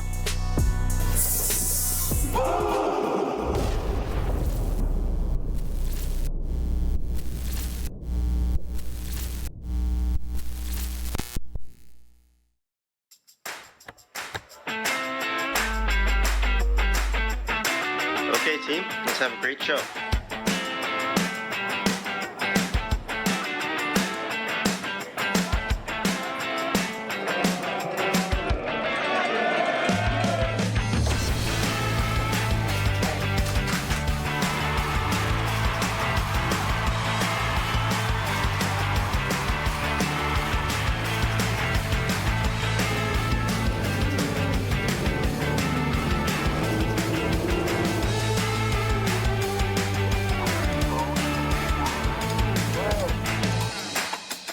Rank is reflected in the positions and names.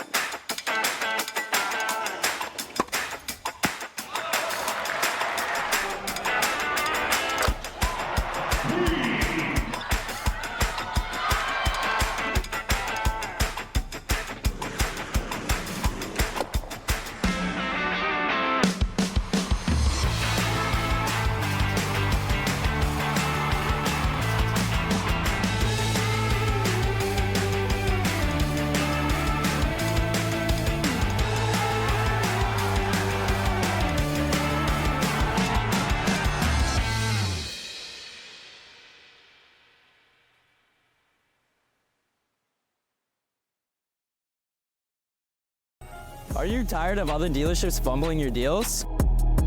I know I am. Visit Canada's #1 Google rated dealership at vidrives.ca.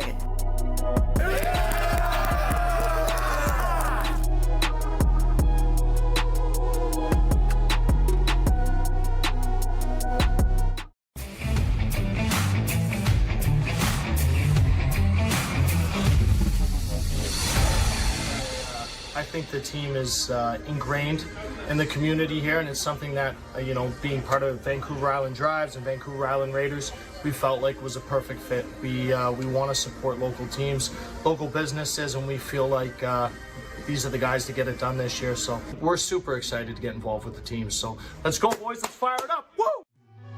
Do you want a dealership to tackle the banks and get you the lowest rates possible?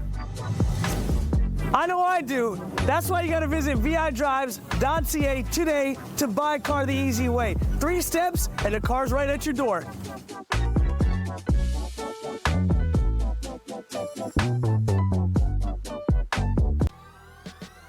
Do you want a touchdown to savings and intercept a great deal? I know I do, with over 600 pre-owned vehicles right here, right now, and 18 lenders. I mean, there's nowhere else to shop.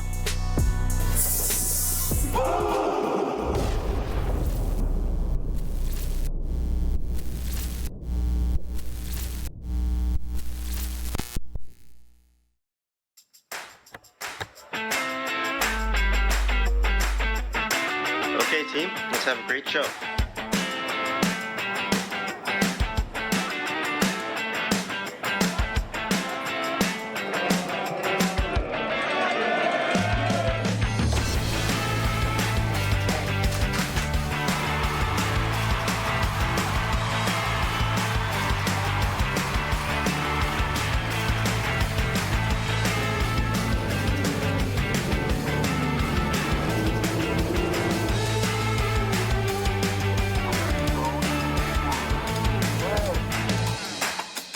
Rank is reflected in the positions and names.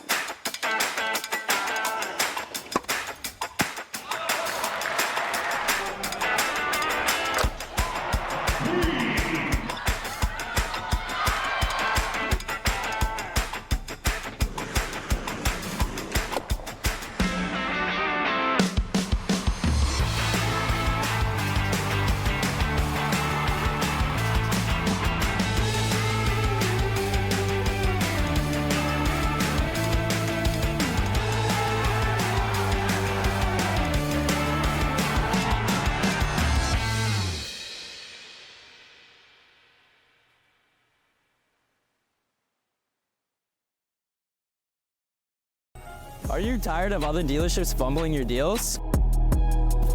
I know I am. Visit Canada's #1 Google rated dealership at vidrives.ca.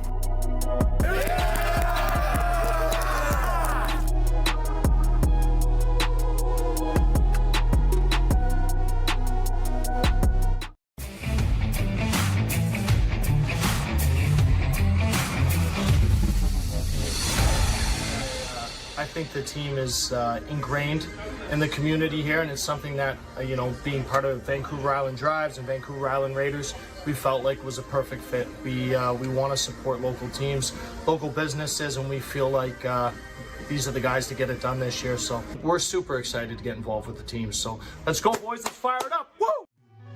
Do you want a dealership to tackle the banks and get you the lowest rates possible? I know I do. That's why you got to visit vidrives.ca today to buy a car the easy way. 3 steps and the car's right at your door.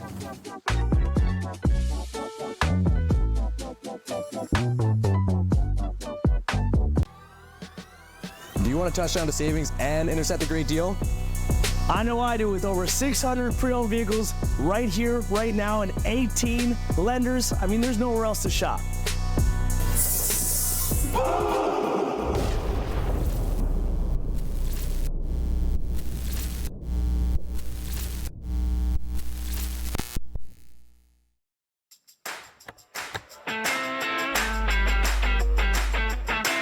Okay, team, let's have a great show.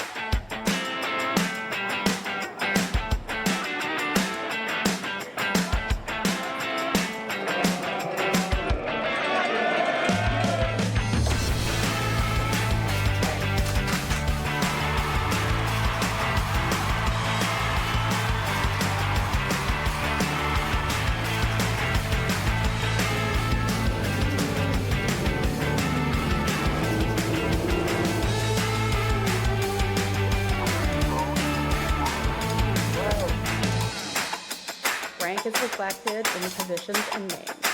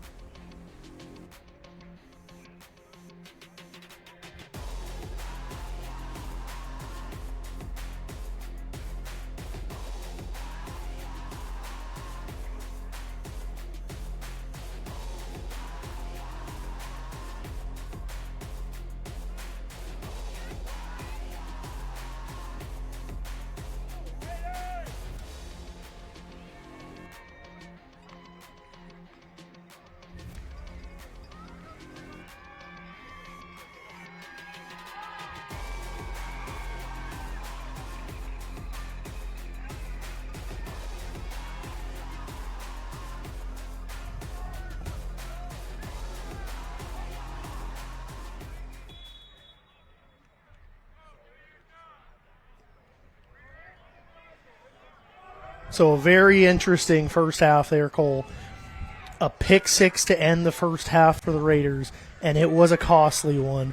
The Raiders are going to have to do a better job of protecting the football in the second half in order to win this football game, and drops a consistent theme in that first half from the receiving corps, Cole.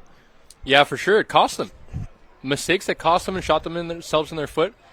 they're going to start out defensively here, and I think the way to start out is getting a stop, getting your offense back on the field. So here comes Sawyer Thiessen. What did you think of him in the first half? I thought he was fine. I thought he needs to do maybe a little bit more to win this one, but we still have 2 quarters to go, so he's going to have 2 quarters to prove himself and to live up to it. Can Thiessen and the Kodiaks close the deal? They have the lead 14-13 right now. Thiessen in the shotgun. Here comes a blitz by the Raiders. Thiessen going deep down the middle, and it is incomplete. They were going after Max Shipham in coverage there in the Winnipeg native, Cole. Right there, step for step with Agent 87. And, of course, Agent 87 has a name, Noah. We found out it's actually Noah Lank. Oh, man. He's got my first name. A heck of a first name to have. Shout out to Noah, as we've been calling him Mr. 87 or Agent 87. 87 we've also been joking about. But Noah Lank, receiver for the Kodiaks, has been their most effective weapon here early on. Here comes an all-out blitz by the Raiders. The safety is coming, and Izzy's in on him. Thiessen gets it away and throws the ball out of bounds, and the Kodiaks will have to punt. So an electric start to the second half here, Cole. The deep shot down the middle to Noah Lank, and then a big blitz by the Raiders. We thank you for joining us wherever you are. I'm Noah Atnikov on the call here, along with my color man Cole McGarvey up here in the booth. And we have a tremendous second half of football coming up right here as Brady Harper, the man they call the Harpoon, is in to boot this one away for the Kodiaks. And standing back there at around his own 30-yard line is Jacob Celso, the rookie out of Vancouver. He played at Surrey, to be specific, and it's a big, high, towering boot. Celso makes an over-the-shoulder catch, and he is chased there by 3 Kodiaks and taken down. And a minimal return for Celso. Now we're going to get Zach Golab trotting back out on the field here to lead his team. Fairly efficient first half, outside of course, the pick 6 to end it, right, Noah? He was very effective when his number was called upon. I would be curious to know how many attempts. I don't think he was probably more than 10 attempts, if we're being honest, in the first half. So leaned on his run game.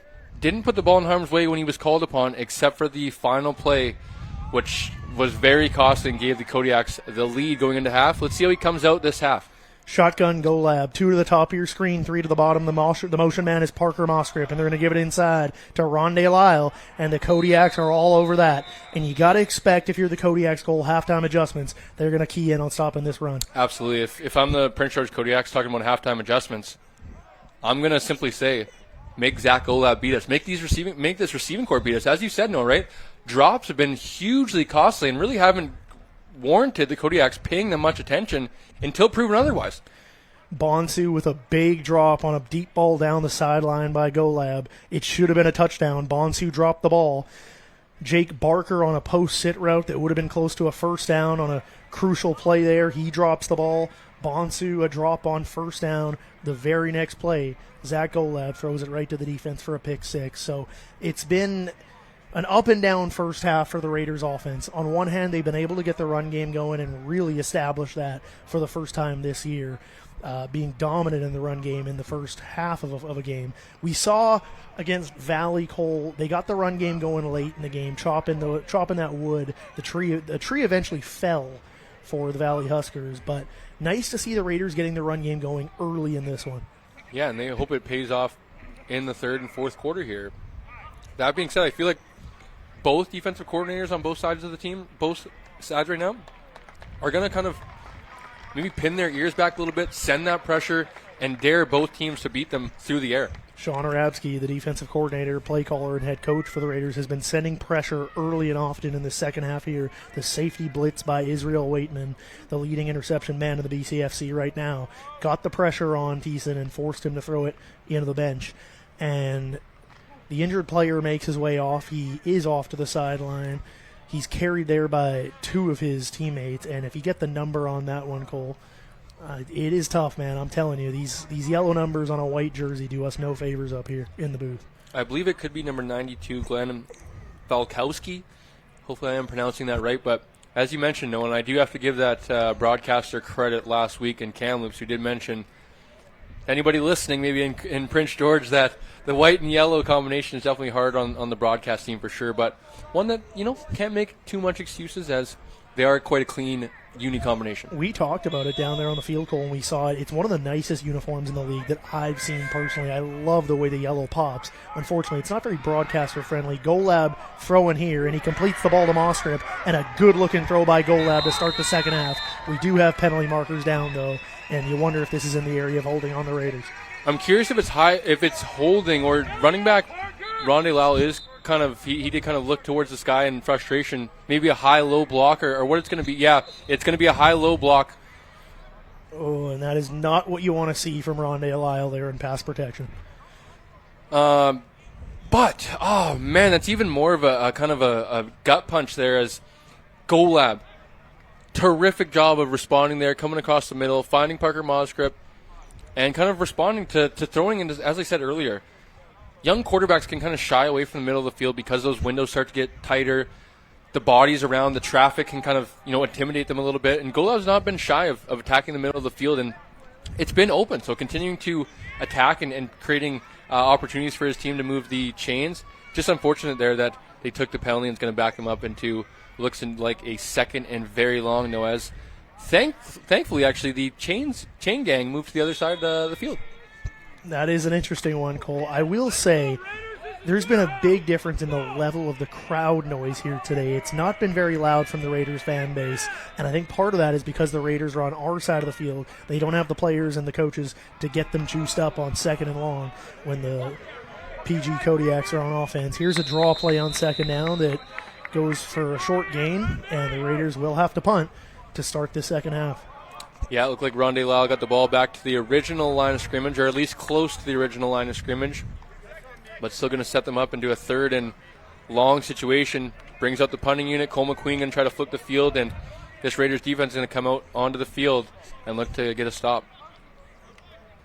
So the man with the $1 million name, number 95, Cole McQueen, looking to get a good punt away here and give the Raiders some good field position when they're on defense. But it is a short kick, and there's going to be a 15-yard no yards call coming. But he's looking for a lot more than that. Down the sideline, that is Brown with a good-looking return. They'll tack on an extra 15, and the PG Kodiaks are already in field goal range, Cole.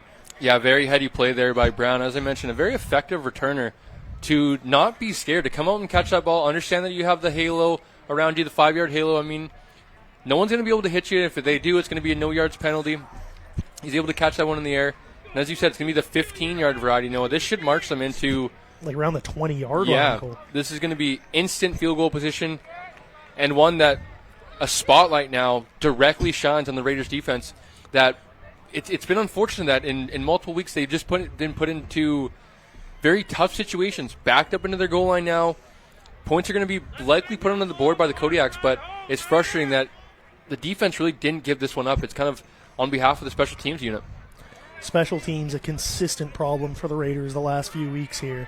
And Sawyer Thiessen has a first down at the 26-yard line. They are immediately in scoring range here, nearing the high red zone area. They are in field goal range. They're going to put one receiver at the top of the screen. Thiessen is in the shotgun, and he's going to throw a screen out here. And the Raiders got to make a tackle. And here comes Kaya Saunders to clean it up. But a good gain on first down for the Kodiaks of about 7. Yep, good first down play, getting them into a manageable situation here on second down. And now if you're Coach Borum, that coaching staff, you have the whole playbook at your disposal, and you're able to call in something that you could likely, understand of the situation you're in. Maybe call a play of, a run play, understanding you might go for it on third down as well. They also do have the man with the best leg in the DCFC, Brady Harper, the Harpoon. He's probably getting ready on that sideline to try and give him a 4-point lead. Here comes a blitz by the Raiders. They're going to run it off the left side, and that is Gavin Halverson, and he's close to the first down, but we do have markers down. We'll see, Cole. I'm thinking either holding or face mask. Referees are chatting.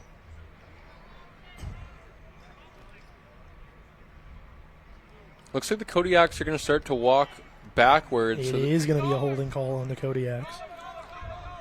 Illegal block in the back is the call. That is of the 10-yard variety, and it'll put the Kodiaks in second and long here. And they are still, thankfully for them, they are still in Brady Harper's field goal range. That guy can kick it from the parking lot if he wants to. But if you're the Kodiaks, you don't want to take a sack here on second down and long that puts you out of field goal range. So they got to be careful with the play calling here. What do you draw up here, Cole? I think you let Thiessen try to pick this one up through the air. And don't try to, run the ball and get into field goal range, which you are already, but... Here comes a blitz by the Raiders. Thiessen is in trouble. He spins out of there. Thiessen got to throw this one, and he completes it. And now the Raiders going to have to make a tackle, and they do. He's about 2 to 3 yards short of the first down, and decision time coming here for the Kodiaks. Yeah, I'm glad they didn't make that one worse. Good job by Aiden Bytel of wrapping up, making sure he took down his receiver and didn't create a bigger play from that one. But once again, Noah, kind of a regular occasion here when calling BCFC games. We have more flags out on the field. And this would be a costly one if it's against the VI Raiders. It would give the Kodiaks a first down. We're going to have to keep an eye on this here, Cole. This is a big call looming. Looks like Quantarius Lusk is clapping, so it's looking like it's going to be on the Prince George Kodiaks. It is on the Kodiaks. Wow, a big penalty there that might push the Kodiaks out of field goal range. That is a huge call, Cole, as the Kodiaks were looking to take a 4-point lead, a touchdown lead over the Raiders. Now it's going to be right on the brink of field goal territory. We have seen Harper make it from 45 earlier this year, as you mentioned, but there's not much wind in this stadium today. We'll see how much they trust him here. This will be from about 41 yards, which he did make a field goal from 41 last week up in Kamloops. So from the 34-yard line, it'll be about 41 yards for Harper once again to kick it through the uprights. It'll be Andrew Brown to put it down, and the Harpoon lines this one up. The Raiders looking like they're going for the all-out block. They do have Izzy Waitman standing in the end zone ready to return this one. It's put down by Brown, and the Harpoon's kick is wide to the left. And here comes Waitman from the goal line, and he's one of the most dangerous men in the BCFC. Here he comes down the right sideline. Waitman's still going. Waitman across the 20, and Waitman taken down to the 32-yard line. A heck of a return by Israel Waitman. Heck of a job by Izzy Waitman, as he's proven himself a very dynamic weapon with the ball in his hands. As safety, you might wonder why. Ball in his hands, he's obviously been able to show that with the amount of interceptions he's been able to get this season. When the ball's in his hands, he's quite the effective and dangerous playmaker. I tell you what, if he didn't have a pretty bad shoulder injury he's dealing with right now, he may be the primary return man for the Raiders. They've had a lot of trouble catching the ball in the air on punt returns. There is a flag down, and unfortunately for the Raiders, Cole, field position not in the Raiders' favor really all year long. They're going to be starting this drive, a consistent theme, way back in their own territory. Yeah, it's an unfortunate one here, as this part of the field is very dangerous. We saw it. Where did the pick six come from? Backed up into your own territory, where sometimes you may be pressed, or you feel like you could get that ball in there when you realize, man, backed up to that close to your own goal line. You do not want to mess around with turning over the football, because it's likely going to put 7 points up on the other team's scoreboard. So a first down here for the Raiders, and they put Golab in the shotgun. Parker Wills is in the backfield here. So they have, as we talked about, Cole, done a good job of rotating the backfield here. They have. We talked with offensive coordinator Jake LeBurge pregame, and he mentioned it kind of might be somewhat towards a 50-50 split. I would say it's maybe been towards like a 60-40, 55-45 kind of thing between Rondé and Parker, but we've seen maybe a little bit of Rondé, rightfully so. Rondé's probably been the more effective back, but Parker's been able to have some pretty good chunk runs today. It's been unfortunate that a few of them have been called back due to penalty. He told us that a lot of drives, they would just sub them in and out every drive. Some drives are longer than others. Maybe that's why Lyle's getting 60% of the workload. Here is Wills with the carry on first down for about 2. So a second down and long coming up for the Raiders here, Cole. And I know backed up way deep in their own territory, protecting the football is so crucial. Absolutely. Looks like we have a few linemen down here on both sides. I believe that's Rocco Linklater down, number 54. He is getting up for the VI Raiders, jogging back to the huddle. Tough young fella, as he is a rookie for the Raiders offensive line this year. I can't see the number that's down on the field for the Kodiaks. Rocco Linklater out of Oak Park High School in Winnipeg. Kick me if you've heard that one before, Cole. He was a pretty good football player who played for the VI Raiders from Oak Park. Who's that? Oh, one Andrew Harris. That would be Andrew Harris. He was a pretty good player himself here for the Raiders. Yeah, not too bad. Future CFL All-Canadian, and was lucky enough to watch him do some of his early work, not here, but down at Caledonia Park as a youngster, growing up here in Nanaimo, and was fantastic to watch him blossom through his CFL career with the Lions. Obviously a little bit of a heartbreak watching him leave, go to your Winnipeg Blue Bombers, lead his hometown team to a Grey Cup, but a phenomenal player, and as you mentioned, an Oak Park alum just like Rocco. You say heartbreaking, Cole, but he did win you guys a Grey Cup in 2011, and you know who that was against? That would be against the Winnipeg Blue Bombers. We won't talk about that, but Oak Park High School in Winnipeg, they are a football factory just like John Barsby High School here in Nanaimo. And here is Zach Golab in the shotgun on second down and about 9. There's 2 to the top of your screen, 3 to the bottom. Golab in the gun, he's got the snap. And Golab's in trouble. He scampers to his right, keeping his eyes downfield, and he will just throw this one away safely. And the Raiders punt team will come onto the field. But that's an okay decision, and I hope Golab kind of understands that, maybe when watching film with maybe yourself or Coach LeBurge later this week, of understanding it's second and long. We don't need to get too crazy here. When he rolled to his right, I thought about maybe he was going to look towards putting the ball into some tighter windows, had Ruben Bonzo, had Jacob Souso on that side of the field. Let's throw the ball away. Let's live for another down. Let's bring on our punting unit. Let's hope that McQueen can at least get off a decent kick and know that our defense is strong enough to usually get hold more often than not. His last one was not a good kick, but this one is much better, and it's taken there by Brown, and he's swarmed by the Raiders at the 42-yard line. That is where the PG Kodiaks will go to work. Looked like Shipham was the first Raiders defender to make contact. I believe Charlton, and looked like Bytel was the second and third wave of defenders that came in and took the Kodiaks returner, down to the ground. But once again, as decent or good as that punt was, the Kodiaks are going to start with possession of the football back on the Raiders side of the field. What can this Raiders defense do and come up with here? Cole, field position so crucial in Canada. The Raiders have lived on their own goal line in the second half here, especially early in the second half. And here is Thiessen in the shotgun. There's 4 to his left side. He's going to give it to Halverson off the left side. And Halverson with a good-looking run of about 11 and a first down for the Kodiaks. Yeah, the Kodiaks have stayed very patient with this run game, as they weren't able to turn out much yardage or much effectiveness early on in the game. They've stayed with it, and Gavin's been able to have some success here in the second and third quarter. So first down for the Kodiaks as they await that play call, and they are heading to the line here.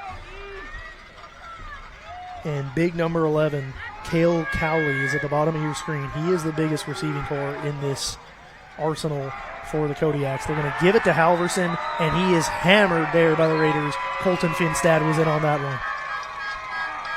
Colton Finstad's made a few phenomenal plays behind the line of scrimmage tonight. A very instinctual player as a linebacker. He's been playing the linebacker position for quite some time. As I mentioned, he's kind of been raised as kind of the next prototypical linebacker from the John Barsby days into the Raider days, and he was able to show his ability there phenomenally, coming in and tackle for loss on Gavin in the backfield. A textbook tackle by Colton Finstad. He is the run-stopping linebacker in that core for the Raiders. So a second down here, and the Raiders are going to have to get off the field here. They show blitz, they're going to bring it. Thiessen with time, rolling to his right. He's chased from behind. Thiessen got to get rid of it, throws down the sideline, and it's broken up nicely on the play. Guess who, Cole? Kaya Saunders, your player to watch. Yes, he was indeed my player to watch this week for the VI Raiders. As huge fan of Kaya as a player, and a player that I feel like doesn't get enough of credit as a talented player in the BCFC. A guy that actually, coming to his 5th year, selfishly came out of the starting lineup, and obviously not willingly, would love to stay in the starting lineup, but did it selflessly, didn't complain, didn't cause a fuss or anything like that. When his opportunity came, he jumped in the starting lineup about a month ago and has been phenomenal. He's made plays on a weekly basis. As you said, my player to watch coming into this game, as he recorded his first interception of the season last week down in West Shore. So here is the Harpoon, Brady Harper, in to kick this one, and it's going to be a 39-yard attempt. He missed his first kick today for the Kodiaks, wide to the left. We'll see how this one looks. He lines it up. It's a low kick, and it is wide again. And you know what, Cole? I'll tell you what, for the Raiders, it might have been a good thing it went through the end zone. They're actually going to start on the 35-yard line, which will be a heck of a lot better than where they started this entire third quarter. I'm curious. We're not going to be able to get a good look from the replay or from up here, but there's quite a bit of communication with Andrew Brown, holder, and Brady Harper, the kicker. As you know, Noah, that's a huge relationship. Huge relationship when kicking field goals, as the littlest lean or the laces not being in or out. Laces out, Marino. Yes, absolutely. Can throw a kicker off, especially like a Brady Harper, who is a very talented kicker. Those little things are huge for a guy that's such a creature of habit like Brady Harper is as a kicker, I'd imagine. If the Kodiaks lose this game, Brady Harper, you hope that he doesn't end up in that Ace Ventura movie kidnapping his holder after this one. Here is a first down pass, and it's complete to Parker Moskrip, and he's got a gain of about 3 there, a minimal gain for the Raiders on first down. But interestingly enough, a rare first down throw for Golab, Cole. I like it there, right? The run game's kind of been stuffed here the last 10 or 15 minutes of game time. So drop back, pick up a few yards on first down. Not too much with the little crosser from Parker Moskrip coming across formation, but it's going to put you into a 2nd and 8 situation. I would imagine they're going to want to drop back and lean on young Golab's right shoulder to pick up this first down. The substitution coming into the game is number 71, Keandre Williams for the Kodiaks, as there is a player down. Can't see the number, Noah, but it is a defensive lineman down for the Kodiaks once again, as they've started to lose a few bodies here, and that's kind of, the run game, right, of the physicality in the trenches starting to wear down, right? And same with even vice versa on the Kodiak side. They've really started to be effective running the football, so this one's been a physical battle, and both lines of scrimmage are starting to feel it. It does look pretty serious. We hope it's a hamstring injury. We're just going to send this one to commercial break here. We'll be back shortly. You're watching the BCFC on TELUS.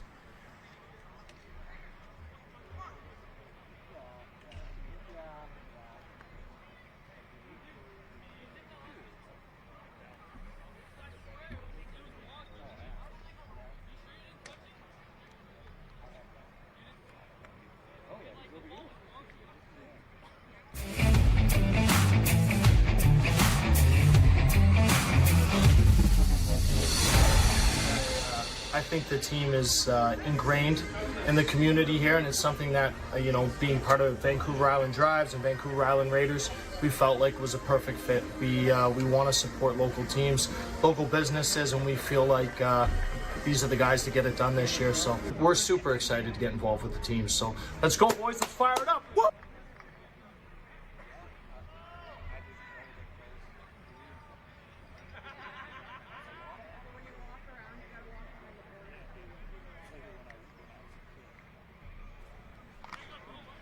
We are back here. Glenn Falkowski limps off the field, but under his own free will. That's a good sign to see if you're the family of Falkowski. Here is a 2nd down and 8 for Zach Golab in the shotgun with Rondé Lyle behind him. Lyle comes up in pass protection. There's time for Golab. He's going deep. He's got Jake Barker down there, and Jake Barker cannot make the catch, but it looks like we might get a pass interference call here on the Kodiaks, Cole. Yeah, for sure. There is a flag down. I'm curious to see what the referee calls here.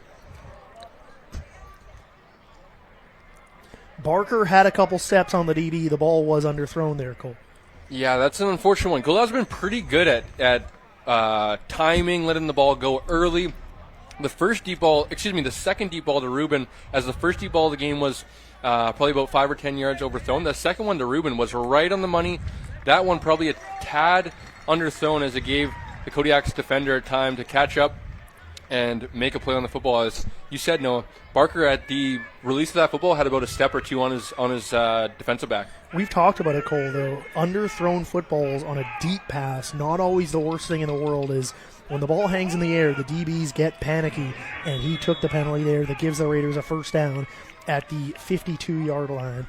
And they're going to swing it out to Rondé Lyle, and Lyle breaks a tackle, and Lyle's got the first down the sideline, and a gain of about 16 there for Rondé Lyle How about the play call there by offensive coordinator Jake LeBear's call? I like it. That's a young quarterback's best friend right there. A little swing pass to the running back that's basically set up like a running back screenplay in a sense, right? They swing the running back out to the right side, but the receivers don't have a route called. They're straight up blocking their defensive backs in front of them and able to give Rondé Lyle some space, and he's able to pick up the first down.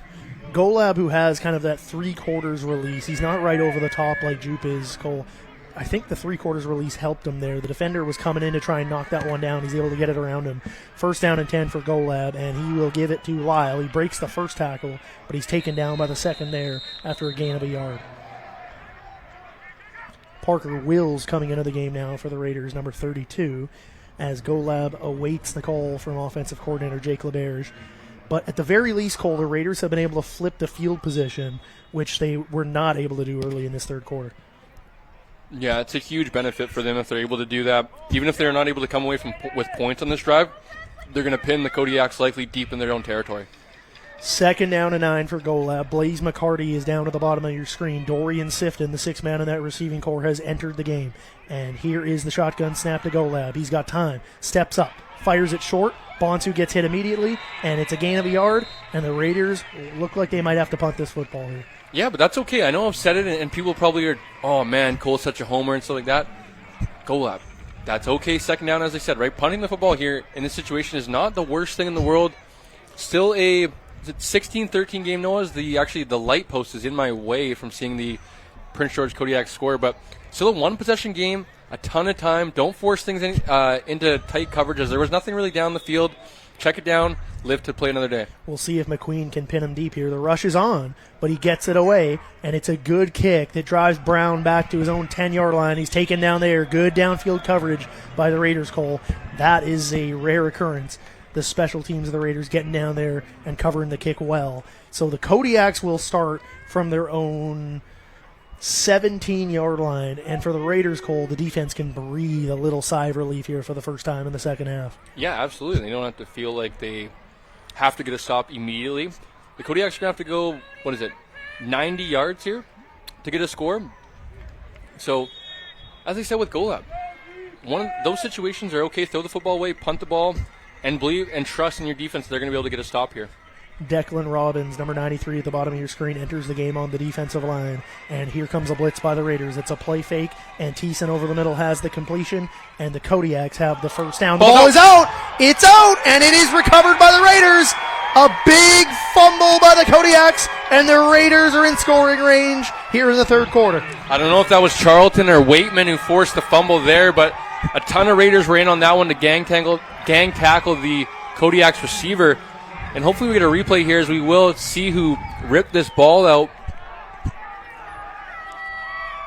Was it Max Shipham? Not too Or sure. was it Charlton? It might have been even Thiessen, honestly. The number 24 coming from the backside. But a fabulous job by the Raiders defensive unit to cause a turnover there. So after the turnover, we see if the Raiders take a shot here and try and take the lead. This is a big turnover, and it could prove costly for the Kodiaks. Golab in the shotgun, 3 to the bottom of your screen, 1 on the top. Snap to Golab. Penalty flags are down. He could take a shot here. He's under pressure. He escapes the pocket to his left. He's going to run. And Golab, with a gain of about 6 there, he's forced out of bounds. It looked like it might have been a free play. You would have loved to have seen him take a shot downfield there, Cole. Yeah, the flag is thrown on the play. I thought that would have been a great time. Free play. Yeah, great. No. Looks like the Raiders offense might be slightly backing up. Oh, it is offside on the Raiders, Cole. We'll wait to check the replay to see who that was on. Might have been Barker, as he did get a step. If we just get the original view of that one, we'll be able to see who was offside. Can't tell from that angle, but a costly penalty for the Raiders there, Cole. In that situation, I think, and it would look like offensive coordinator Jake LeBear's almost dialed up potentially a deep shot or even a shot downfield.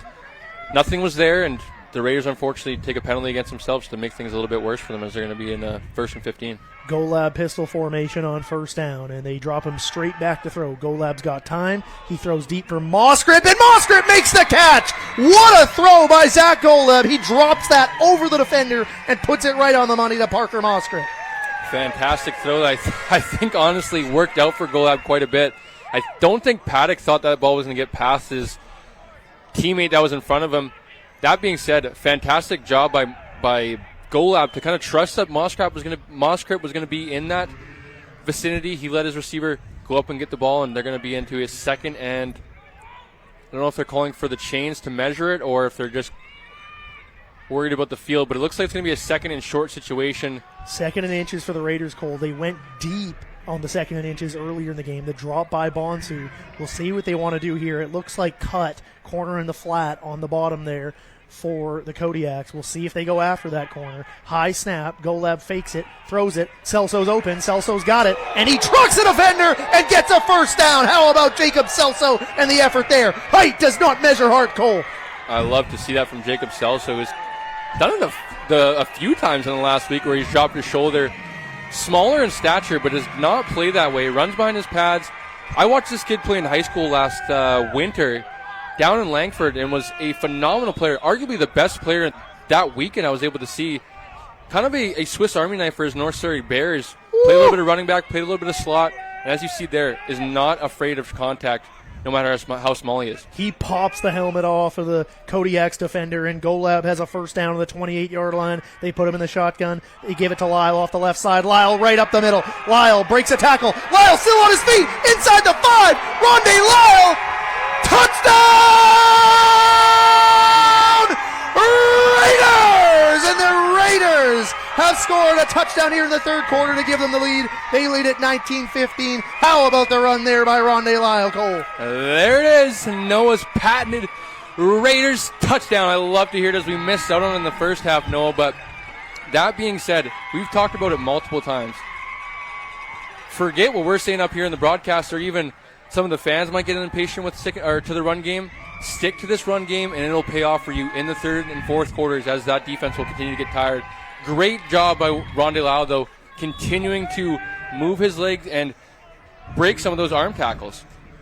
So the Raiders are going to go for 2 here to make it a 21-14 ball game. And 21-15 would be the score here, Cole. So I don't know about this call. You might want to just not chase the points, but they put Golab in the gun. He's going to throw to the wide side of the field to McCarty, and it's overthrown. And so instead of going up by, I think in their minds it doesn't really matter being down by or being up by 4 by 5. You're up by more than a field goal, and I feel like in that situation they're kind of just wanting to hopefully get to a 6-point lead. No harm, no fouls. It's going to be a 4-point ball game here with 3 minutes to go in the third quarter. But great job by the Raiders offense, continuing to lean on that run game, and holes are going to start to open up even more as the game goes on. So the Raiders get in the end zone for the second time today. This time I didn't blow the call. I missed the number on the early touchdown for Jake Barker, but happy to execute it, do my job there. The Raiders will kick off here, and it will be Sterling Henry for the second time after a touchdown today. And the Kodiaks put 2 returners back deep. Brown is one of them, and you mentioned, Cole, he's a dangerous one. He is indeed. Sterling Henry to kick it off for the Raiders. This crowd is into it. The Raiders have the lead 19-15. It's been an up and down, back and forth seesaw football game, and here is Henry to boot it. And he puts his leg into it. It's a short kick, taken at the 20-yard line there by Brown. Brown up the middle, and a good return to the 37-yard line, and that is where the Kodiaks will go to work.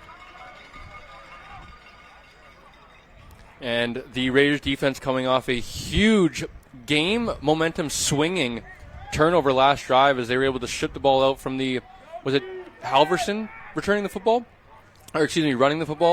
Raiders were able to jump on that fumble, pick it up, and give their offense a fresh set of downs in scoring territory, and they capped it off with the Rondé Lyle rushing touchdown. Love to see it, and let's see how this Raiders defense responds here. So Thiessen's still in the game here. First down for the Kodiaks. Raiders bring a 4-man rush. They give it to Halverson off the left side, and Halverson comes right back after the fumble and picks up a nice gain of 7 on first down. Izzy Waitman in on the tackle there as he came down from the safety position and was able to get Halverson to the ground. But one that Halverson's picked up a little bit of momentum here in the second half has been quite effective. If you're Kodiak's offense and Coach Jamie Borman, I know actually they kind of mentioned of play calling by committee, but if you're that offensive coaching staff, continuing to lean into this run game, and hopefully it is able to work for you as it's going to open up play action for you as well. 2nd down and 3 for the Kodiaks. Here comes an all-out blitz by the Raiders. They're going to roll Thiessen to the right, and he is taken down on the play by Aiden Bytel. Bytel, what a tackle! Yeah, and the offensive coaching staff over on the Kodiak sideline is quite frustrated. It looked like they wanted to get – they've been doing it quite a bit here the last, I would say, 2 quarters, as the Raiders were getting quite a bit of pressure in on the passer for the Kodiaks. So they kind of adapted to this rollout passing game, and looked like it was almost maybe somewhat of a design run. Yeah, quarterback design run, and were unable to get anything going there. And as you said, Aiden Bytel was able to break through and tackle Thiessen behind the line of scrimmage. A heck of a tackle by the man coming up from Victoria and Langford. He played for the West Shore Rebels last year. He grew up in the mainland near the Vancouver area. And here is Brady Harper to punt it. And it's a short shank of the kick. It's going to go. Oh, look out. Celso. It went off his hand. It's still on the ground. The Raiders got to get on this. Oh, boy. We're going to wait to see. The Kodiaks think they've got it. It is Raider football. Oh, my goodness. The Raiders dodge a huge bullet there, Cole. Man. The Kodiaks are going crazy. They think they've got the ball. I don't think they've realized the referee has ruled this Raider football. Yes, thank goodness they ruled it Raiders football. The referees are talking, but holy Let's see smokes. on the replay here, Cole. You'll get a good look at it right here. Celso muffs the punt. It's on the ground. And I do think the Raiders got back on top of that one. Let's see who that was. Michael Bosch. It was Bosch at the bottom of that pile. A huge recovery by Bosch. The referees are discussing this one. I can tell you right now, they made the right call. The initial ruling was correct based on the replay, but they are having a conversation here. And if you're head coach Sean Rabsky and especially special teams coordinator Tarek Bryant, you got to be holding your breath here, Cole. Absolutely. This is kind of to a T how the Raiders have beat themselves, right? Self-inflicting wounds. Fumbling like this when you have momentum on your side, defenses play good, offense is starting to get into rhythm, and fumbling something like this would be a huge mistake for the Raiders offense. But as you said, Noah, based on the replay, I would believe that the referees got this one right, and it should be Raiders football moving forward here.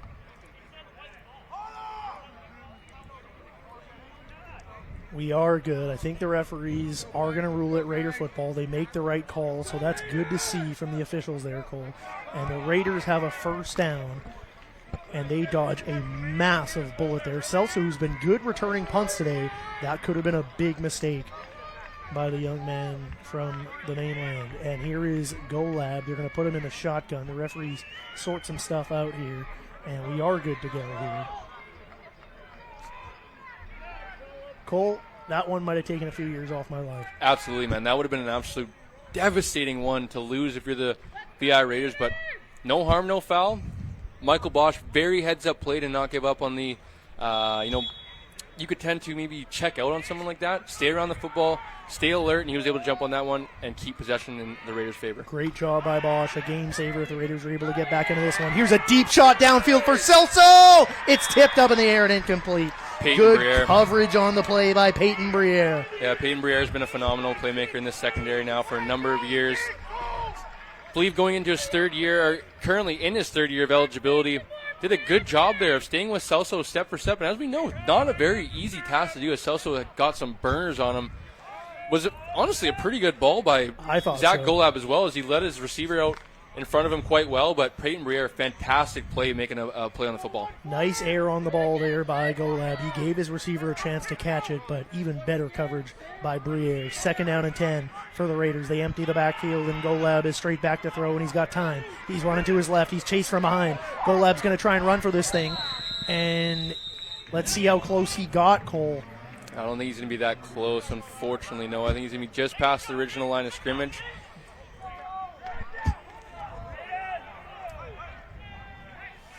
We've got 38 seconds to go in this 3rd quarter. It's been an interesting one. It has indeed. Both teams kind of came out of this half throwing their punches. Unfortunately, there have been some counter punches for both teams where plays have went the opposite way, but this is going to set up a fantastic finish here tonight from NDSSQ Stadium for us, Noah. We get close to entering that 4th quarter of play. And here is McQueen in a punt it. They get in there on him again, and the protection on the special teams. a problem there for the Raiders. A short kick by McQueen that goes out of bounds at the 53-yard line, and that is where Sawyer Thiessen will go to work. Yeah, they've already blocked a punt here tonight, and they've gotten close on a number of ones. So as we get closer and closer to the end of this game, this is one that if I'm Derek Bryant, special teams coordinator, I'm kind of reassuring these guys on that special teams unit, telling them that we cannot afford any blocked punts late in the game because those are devastating. They only get bigger and bigger as the game gets closer to the end and could be a true game changer. Thiessen in the gun here. There's 2 to the top of your screen, 2 to the bottom. Agent 87, Noah Lank, is on the line of scrimmage there, and the shotgun snap to Thiessen, and he's got time. Here comes the blitz off the edge, and they hit Thiessen hard. It was Sterling Henry who came free off the outside and hammered Thiessen into the ground. Great job by Sterling Henry coming off the edge there. Sean Arabsky has not been shy to use both Shipham and Henry, as I mentioned earlier, on multiple pressure packages throughout the game. Henry coming off the edge came clean, was able to affect that pass, and it's going to be a second down situation here for the VI Raiders defense. Oh, boy. Sterling Henry about a millisecond earlier, and he would have had a hit and a forced fumble there on Thiessen. Second down and 10. No harm, no foul for Thiessen other than the pain he's feeling right now. They're going to roll him to the left. Thiessen dumps it off short. It's complete to Noah Lank, and Lank is about a yard short of the first down. He did not get the benefit of a good spot. They're going to put him about a yard and a half short, and decision time coming for the Kodiaks when we enter this fourth quarter. Great open field tackle there by Izzy Waitman, as that would have been a first down for sure. Izzy able to take him down before he was able to pick up a fresh set of downs, and I would imagine this is a no-brainer go-for-it situation for the Kodiaks, who, Mr. Reliable, Brady Harper, guy that maybe you could, we're on the range of field goal, or we're on the edge of field goal range. Could we maybe trot him out? I don't think you have the confidence in him tonight, as I believe he's 1 for 3 or maybe 0 for 2. I can't remember specifically, but missed 2 kicks tonight. So that's kind of, I feel like, in the back of your mind right now to rely on your special teams unit. You're going to have to rely on your offense to go pick this one up in a third and short situation. You mentioned Brady Harper being Mr. Reliable. He hasn't been so reliable tonight. He's missed 2 kicks. He's usually Mr. Reliable for the Kodiaks. It's been Noah Lank, number 87, Agent 87, who's been Mr. Reliable for the Kodiaks tonight. He has the gain of 9 on second down that sets the Kodiaks up with third down and a yard. The Raiders had better get set. Yeah, they got to get hurry up here. The referee is going to blow this play in pretty soon here. I might think about taking a timeout. They put Thiessen under center, and they give it to the back, and he is close, and he's got that first down. A good run by Halverson. The big man plunges forward and powers for the first down. That was a tough one. I feel like the Raiders weren't quite set. That being said, Finstead had a shot, I think, in the backfield. He certainly did. At bringing Halverson down on the replay here. Unable to do so, but didn't look like the Raiders got set. Finstead did break through the line of scrimmage, was unable to bring him down as he just kind of came off tackle. Finstead unable to take the ball carrier down just because of the angle I feel like he came through the line of scrimmage on. First down and 10 for the Kodiaks. Multiple men in motion, switching from left to right. They roll Thiessen to the right. He's got time. He throws, and it is intercepted by Kaya Saunders. The fifth-year senior has the interception for the Raiders. What a play by Kaya Saunders, Cole. What an absolute stud. And who said it first? Canadian football fanatics, baby. Player to watch for week number 7 for the VI Raiders. As I said, an extremely selfless, leader on this program, on this team. To not be in the starting lineup to start the season, he could have fussed, he could have bitched, he could have whined, moaned. He does not. He gets his opportunity, and he's been shining the last number of weeks as he's been able to have back-to-back games with interceptions and has been all around the football. Kaya Saunders, he had a conversation with Sean Arabsky in the offseason. He started a lot of games for the Raiders over his 5 years here, and he told head coach Sean Arabsky, I could care less about starting. I want to win football games. If you got to bring in 5 Americans to get the job done, so be it. I just want to win a national championship. It's the unselfishness of Kaya Saunders that is leading the Raiders to this, what could be a huge win for the playoff standings and the contention there. 19-15, the Raiders lead. A bad throw on first down from Golab that got away from him puts the Raiders in a second down and 10. And a kid that's similar to a guy like Felice Toscano. Kai Saunders has worked for everything that he's gotten on the field. A guy that grinds in the field, grinds in the gym during the offseason, grinds in the field during the summer workouts and the spring workouts with Coach Rabsky. So love to see it pay off for him like that. 2nd down and 10, goal lab in the gun, and we got whistles blown. We'll wait to see what that's all about. It looks like it might be a delay of game on the Raiders, Cole, and that is a big one. And I believe, Noah, as we've talked about it the last few home games, I believe I did see the play clock working earlier. I don't think Let's see if they started here. I don't think I've seen it in the last quarter. Is it stuck at 20 or is it moving? It is moving. It's moving Cole. tonight. There So you go. I saw it earlier in the game. It was moving. So no excuses there for the Raiders offense. They do have the benefit of the play clock. 2nd down and 15 for Golab, and this is a big one. You don't want to give the ball back to the Kodiaks. Shotgun snap to Golab. He looks. He throws down the middle, and the ball got away from him. He had Blaze McCarty open, but it was behind him. Yeah, that's one I think that as a young quarterback, you probably tend to feel a little bit of the heat in front of you, right? Some guys closing in around you.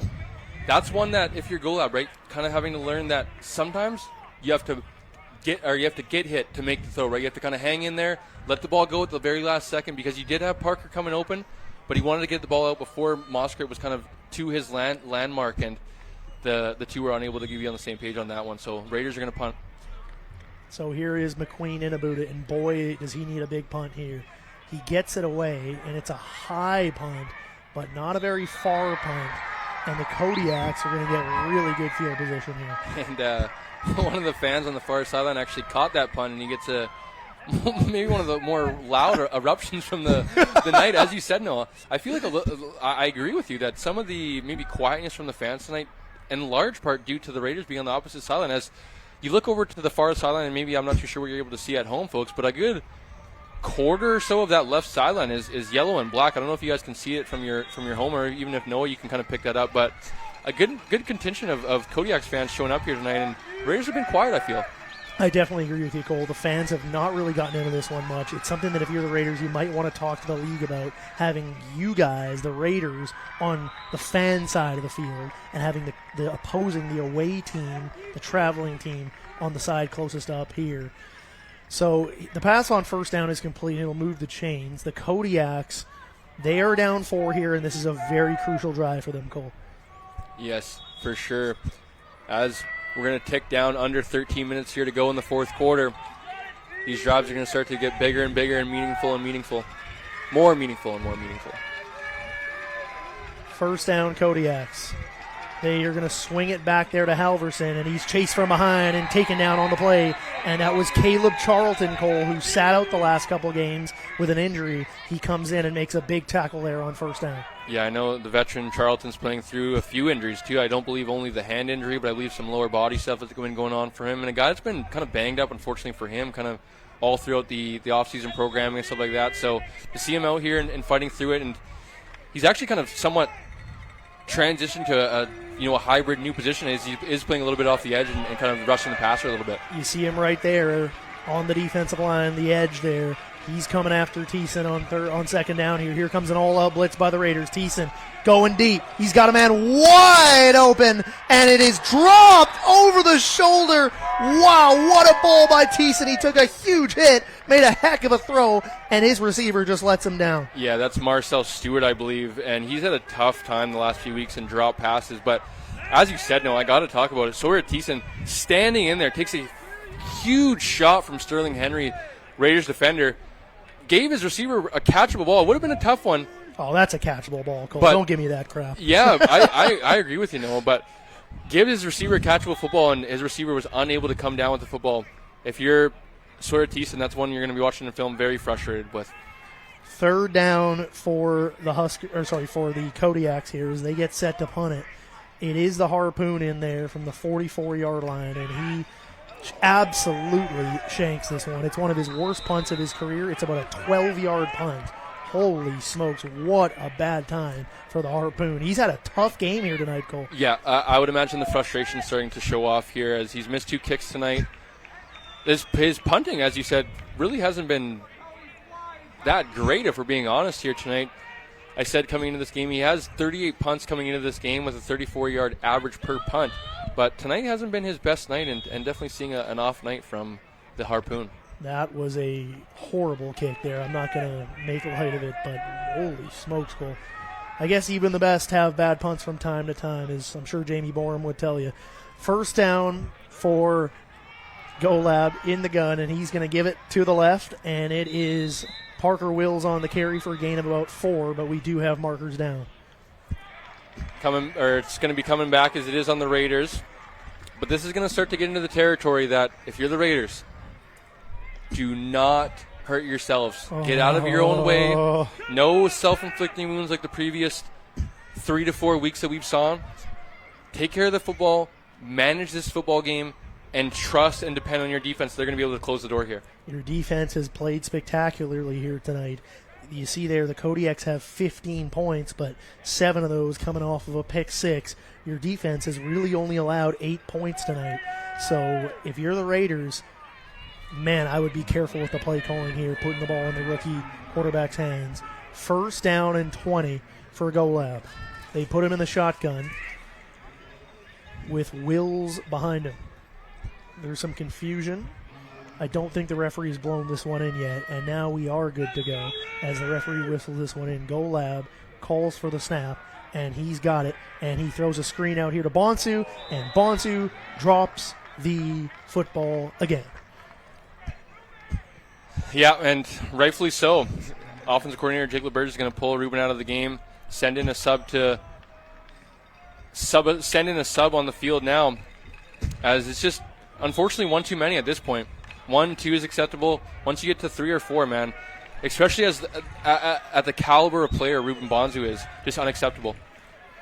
Wow, that is I just can't even believe what I'm seeing from Ruben Bonsu here tonight. He has had probably his toughest night as a VI Raider. Second down and 20. You got to be conservative with this play call. It will be a swing pass to Parker Wills off the right side. Ton of space. Wills has a chance here, and Wills is about 2 to 3 yards short of that first down. A nice looking run there by Parker Wills. I told you, Cole, he's got some explosion to him. Great job. I believe Blaze McCarty, I believe it was Jake Barker as well, down the field blocking, and gave, as I said there, not to interrupt you, Parker had a ton of space when he caught that ball and passed the line of scrimmage. Yeah, I believe it is Barker, Moscrip, Blaze McCarty all doing their job. Great blocks downfield. Blocking downfield and set them up into a very manageable situation. I'd be curious to see if there's any sort of maybe fake on here. Or maybe an onside punt. I know they've been up to those usual tricks at practice. We'll see if special teams coordinator Tarek Bryan has something dialed up here, but I tell you what, Cole, I'd be careful. You don't want to give the Kodiaks instant field position. They're going to run with McQueen, and Cole McQueen is close. Oh. It's going to depend on the spot. The referee on the far side of the field has given him the first down. The referee here is pointing for the first down as well. Holy smokes. Sterling Henry, too, Noah. The man with the $1 million name takes it ahead. Or was that Henry? That was Henry, I believe, Noah. Oh, my goodness. It was Henry, Cole. Wow, what a gutsy call there by special teams coordinator Tarek Bryan, and it rewards the Raiders with a first down. I wasn't sure if they got it. I'm surprised they didn't call for the measurement. It was very close, but they give the Raiders a first down at the 48-yard line, and they put Golab in the shotgun with Wills behind him, and Moscrip settles in there on the left side. There's trouble with the snap by Golab, and they hand it to Wills, and he runs over a defender and gets a gain of about 2 to 3. Terrific job there by Sterling Henry to understand it wasn't a 3rd and 5. It was a 3rd and short situation. Put your head down. Down and go get that first down, right? He understood the situation, and he did his assignment there. 19-15. The Raiders on the move here. 2nd down and 8. And at the very least, they have flipped this field position, and they should be able to pin the Kodiaks back deep in their own territory if they have to punt here. I'm sure that's not what they're hoping for. Shotgun snap to Golab. He's got time. He throws over the middle. Back shoulder throw to Moscrip. What placement by Golab. There was a defender incoming, and he threw it behind him intentionally. He protected Parker Moscrip, and the man with the most sure hands in the BCFC, he makes no mistake. Moscrip pulls it down. First down, Raiders. The GOAT has talked about it of kind of the lost art of protecting your receivers, right? And a large part of that being the quarterback's responsibility. Understanding that if you throw that in front of him, Parker Mosker's probably not going to be, liking you too much. You might want to, he might hold on to that one, as we said a few weeks ago, to if you're going to get hit, hold on to it. But terrific job by Golab there. First down by the Raiders. The motion man is Moskert. They give it to Wills off the right side, but there is no blocks there by Ruben Bonsu, and he gets tackled for a loss of 2. So Ruben continuing to have a tough day here today. And this is going to put his team into a second and long situation here. Golab has shown a ton of poise here. Let's see what offensive coordinator Jake LeBurge is comfortable with sending in here on a second and what looks to be 11. Rondé Lyle is the back. We'll see how much they trust the young quarterback Golab. If they drop him back to pass here, they empty the backfield. 4-man rush by the Kodiaks. Golab with time. He throws deep, and it's overthrown, intended for Bonsu. Yeah, that's a tough one for Golab. That's going to be that'll be his. I feel like worst throw of the night is a tough one, but the throw that he's going to be the most frustrated with himself when going back and watching film, realizing he had the open receiver and just sailed that one quite a little bit. You see there on the replay, his feet were all funky and the ball came out just as funky. So a third down here, but the Raiders have completely flipped his field position, and they should be able to pin the Prince George Kodiaks deep in their own territory. McQueen gets hit. That should be a roughing the kicker call. They don't call it, and it's a very short kick. Oh, so an interesting development here as the Kodiaks. Oh, man, we got a man down for the Raiders, and he looks like he's in a lot of pain. That's Max Shipham.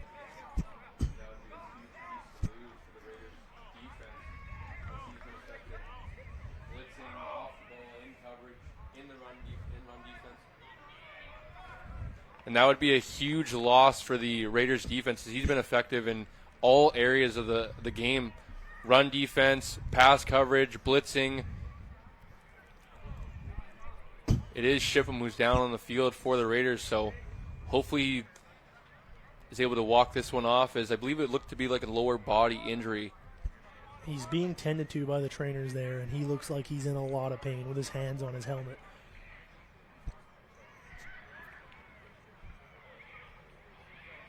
We'd like to give a shout-out to the firefighters of Nanaimo. One of them is down on the field right now. That is Colton Finstad's father, and he's a great man. I've spent a lot of time around him. One of the really good guys of this city. And Shipham is limping off the field. He's not able to put any pressure on that right leg of his. It's not looking good for Shipham. And the Raiders are going to have to find a way to get a substitution for Shipham. Cole, I don't know if there's a lot of people who can do what Shipham does for the Raiders. He is so good in the run game, but he's also able to cover. That's a big loss for the Raiders going forward if they're going to be without Max Shipham, the man out of Winnipeg, Manitoba. Thiessen in the shotgun on first down. Halverson is behind him, and we'll see if they abandon that run game and drop Thiessen back to throw. He's going to take a shot. Deep downfield, he's got a man open. The ball's underthrown, but what a catch it is. Way downfield, Cole. Holy smokes, what a grab. That is number 88. That's Myron Brown. Great job, and we've said it a few times, right? Sometimes when a ball is underthrown like that, wouldn't even say this one was underthrown, kind of just hung up there for an extra second or two longer than Thiessen probably intended, but gave his receiver an opportunity to come down with it. And great 50-50. Honestly, it was a tough catch by the receiver to come down with that one. Kind of had to twist in. Fantastic job by concentration, was able to come down with the football. First down for the Kodiaks inside Raider territory after the big deep ball explosive play. They roll Thiessen to the left. He's chased from behind by Charlton. Thiessen tries to throw it away. That should be Raiders football. In my opinion, Cole, the arm was clearly going forward, but the one referee is saying this is Raider football. We're going to have to wait and check the replay. I don't know, Cole. I think one of two things. I think either the knee was down, but I can tell you without a doubt, if you see it here on the replay, Cole, the arm was clearly coming forward. Thiessen was confused. You see right there. He throws the ball. For sure. So, right call by the white hat, who actually did come in and overrule his linesman who ruled it Raiders football. But that was a clear broken play from the start as Thiessen rolled out looking to pass. His receivers pulled up the block immediately. Broken play, and was a tough one there for Thiessen, who's been quite frustrated here as their offense hasn't been able to get much on track. It looks like it was a holding call against the Kodiaks goal, or maybe an offside. It was declined by the Raiders, so a 2nd down and 10 coming up here for the Kodiaks, and the huddle is way back at their own 40-yard line. I don't think they know yet that this penalty was declined by the Raiders. Yes. But nonetheless, a huge 2nd down coming here with 5 minutes and change to go in this game, Cole. Yes. I'm trying to look for Max Shipham on the sideline. I don't see him, but the Raiders have Chris Ciccone in the game at Mac with Sterling Henry over to Sam and Colton Finstad at Will right now. 4-man rush by the Raiders. Thiessen with time. He's going to take another shot down the left side, and the ball is incomplete, but it will draw a penalty, and it's going to be on Caleb Thiessen. Thiessen on Thiessen crime there, Cole. Yeah, that's a tough one for Caleb. I'd like to see the replay here as the ball kind of just got caught up in there, but we've said it multiple times. That kind of tends to draw the pass interference, and looks like that's what we got here. I don't know, Cole. I think that's a little bit of hand fighting there, in my opinion, more so than anything. I do have an eye on Max Shipham. He just got a spat on his right ankle. Trying to move around down here on the sideline, but as I mentioned, they got Chris Ciccone, number 42, in the game at Mac. Looks like they moved Sterling Henry over to the Sam linebacker position. And He's comfortable playing it. He is. And they got Colton Finstad over playing the Wilbur linebacker position right now. But those guys, I feel like they feel like they're interchangeable pieces at the linebacker position. Here comes a blitz by the Raiders, and Thiessen gets it away, and it's overthrown. And when you look at the replay there, reason number one of why that ball was incomplete, the pressure and sort of Thiessen feeling some of those hits from Sterling Henry, Max Shipham start to add up. He had some happy feet. I was just going to say it, Cole. Yep. And we're not talking March of the Penguins. We're talking about some happy feet in the pocket from not wanting to get hit. Getting the ball out there and just kind of a little bit rushing yourself as that quarterback. Thiessen's been a very dependable, reliable quarterback. As I said, game manager. But once those hits start to add up, you start to get a little bit of happy feet in the pocket. Big 2nd down here for Thiessen. He drops straight back to throw, and he's going deep again. It's a beauty of a ball, and it is pulled in way down there. And that is number 88, Myron Brown again, Cole. He's been an effective weapon here for the Kodiaks offense here today. Oh, sorry, Cole, that's 89, I believe. I think that's your man to watch, Matthew Sturgis. 9 and 8 on those yellow jerseys. Not easy to read. I can't lie as well. When the light comes out, too, that little bit of a glare as well kind of almost shows up when it looks in these yellow uniforms. What about the throw there by Thiessen, Cole? That was a heck of a corner ball. Yep. So the Kodiaks have entered the red zone, and they are knocking on the doorstep. Raiders show blitz. They're going to bring it. They're going to roll Thiessen to the right. Pressure on him. He's able to get away from the first man. He throws into the end zone. It's up for grabs. It is caught. Touchdown, PG Kodiaks, and the Kodiaks have taken the lead. Cale Cowley using his big body and boxing out Izzy Waitman. On the release of that football, I thought, Sawyer, no. Do you know who's down there? And Izzy Waitman in coverage, and Cale Cowley going up above the rim and getting that football and bringing it down for his quarterback who truly trusted him in that 50-50 ball situation. Would have loved to see if Charlton would have been able to bring him down off the edge, but unable to do so, and Thiessen gave his receiver an opportunity, and he came down with it. That's a big man down there that Waitman's trying to guard, and he boxed him out and made the catch and spikes the football. Deservedly so. The Kodiaks have taken a 1-point lead here. Or sorry, they've taken a 2-point lead. Here's the extra point, and it is good. So the Raiders, Cole, they need a response now, and Zach Golab, who has not trailed much today, especially by this margin, this is a big drive forthcoming for the Raiders. Yeah, we talked about, calm, cool. That is Zach Golab. We're about to find out what the young fella's made of, the young pivot right now. In these situations, do you rise to the occasion? Do you maybe sink? Let's find out here as we got 4 minutes and 30 seconds to go. Still a ton of football as we know in the Canadian football. Could be another 2 or 3 possessions for either side. Holy smokes, Cole. What a game this has shaped up to be. These two teams have traded blows back and forth. The Raiders are going to need one more response to win this football game. There's a lot of time left, 4 minutes and 30 seconds. The Raiders were practicing a lot of situational football at practice this week. We'll see if it pays off here. 4 minutes and 30 seconds to go. They trail by 3 as Brady Harper puts the ball on the tee and gets set to kick this one off.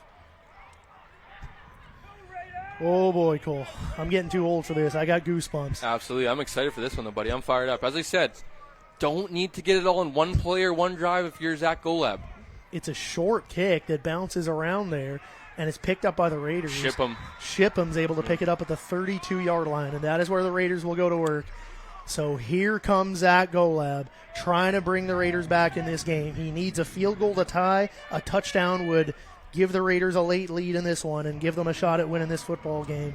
But interestingly enough, Cole, that defense that's been so dependable for the Raiders all year, they blew it there. Absolutely, and I suppose a positive coming out of that one is that we did see Max Shipham return to the field. That being said, we kind of start to see that drive turn when Shipham came out of the game for the Raiders. Yeah, absolutely. First down for the Raiders at the 33-yard line. They put Golab in the gun, and there's 3 to the bottom of your screen, and Celso's the motion man, and they're going to give it to Celso on that jet sweep. He turns the corner, puts his head down, no fear from Jacob Celso. He picks up a gain of about 5. Yeah, I absolutely love to see that from Jacob Celso. Blocks were there, but not many holes or not really kind of any lanes to see. Celso kind of just got what he could and is going to put them into a very manageable second down situation here. So great job by Jacob Celso on first down. Second down and 5 for the Raiders, and it's the biggest of the game so far.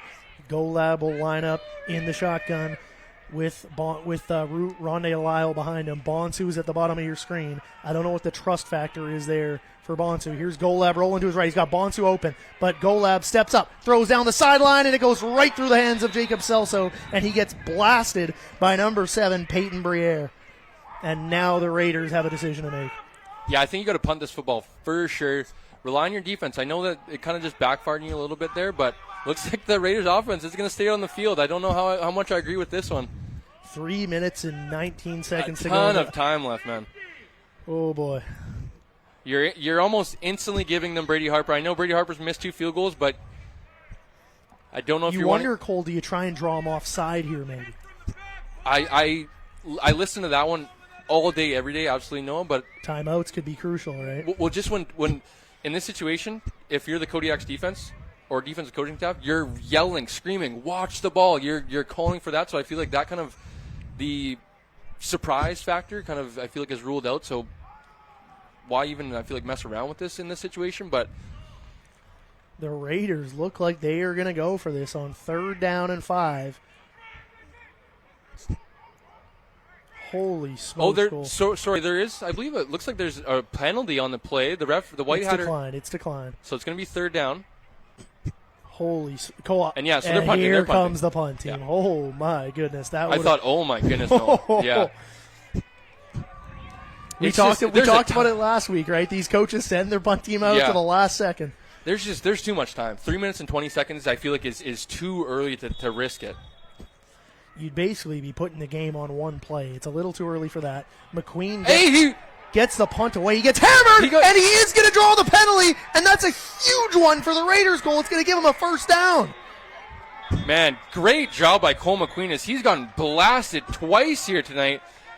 3 times, because the one actually got missed a few punts ago. Holy smokes, Cole. The Raiders are going to get a 1st down here. I can't believe what I just saw by the Kodiaks. That is undisciplined football. Self-inflicting wounds by the Kodiaks there. They should have been getting the ball back with 3 minutes to go. Few 1st downs ends the game. Instead, they've given the ball back to the Raiders with new life. Man, shout out to Cole McQueen. He's looking a beating here tonight as a punter. You don't see a punter take as many hits as McQueen has tonight very often. And he's had his best game kicking. He certainly has. He's a sick man. He's a sucker for pain. He's made 2 long-distance field goals. Here comes Golab to the huddle, Cole. Absolutely tip my cap to Cole McQueen tonight. He's done a fantastic job of giving his team every opportunity to be in this one and hopefully maybe kick a game-tying field goal potentially. Oh, boy. It's going to be a big one coming here for the Raiders as they try and get this ball into McQueen's range. Cole, remind me, is there overtime in the regular season? Oh, man, I should know that. And I want to say yes, Noah, but at the same time, you would think so. At the same time, I feel like I've been let down by that before. So here is Golab in the shotgun from his own 46-yard line. The crowd gets into it. The PG fans attending. They are trying to make it hard on this Raiders offense. We've had a huge delay in stoppage in the game, but the referee blows it in, and we are good to go here. An important drive for Golab. Moscrip leads the way for Lyle. Lyle runs behind him. Lyle fumbles the football. You have got to be kidding me. Oh, man, Rondé. You've got to hold on to that ball. That is devastating. 3 minutes to go in the ball game. The Raiders just come off of getting a penalty to give themselves a fresh set of downs, and I just said about the self-inflicting wounds of the Prince George Kodiaks. Hand on the ball. Same old stories for the VI Raiders, who've done this week after week now, continuing to allow themselves to hurt themselves in the biggest ways, and they are unable to get out of their own way a majority of the time. Oh, my goodness, Cole. I just feel so bad for Rondé Lyle. That is a costly fumble. You got to know in these situations, you said it under your breath or no, I'm not too sure if the fans at home caught it, but one hand on the football, you got to know in those situations, two hands on the football, especially as soon as you break past the line of scrimmage, you start to get in that second, third wave of defenders. Understand that those guys are coming to rake at the football, and you got to take care of the football. This is going to be one that, oh man, we're under 3 minutes to go now. He's had such a good day today running the ball. His average, I don't know what it is, Cole, but it's got to be over 6 yards a carry, I would think. But no one gives a crap when you drop the ball on the turf like that at the end of the game when you would have been in field goal range. Yeah, I believe that's Keandre Williams, number 71 for the Kodiaks, who's making his way off the field. But this is going to be a very crucial next 3 minutes to go. Still a ton of time for the Raiders offense to come back out here and lead a game-winning drive, but man, when you can't get out of your own way, it's tough pill to swallow. Turnovers killing the Raiders this season. And they're going to give it off the right side of Halverson. And he's tackled there by the Raiders. A good tackle made. Quantarius Lusk, the man from Tennessee, the United States of America, will set the Prince George Kodiaks up with their biggest 2nd down and 8 of the ball game coming up right here.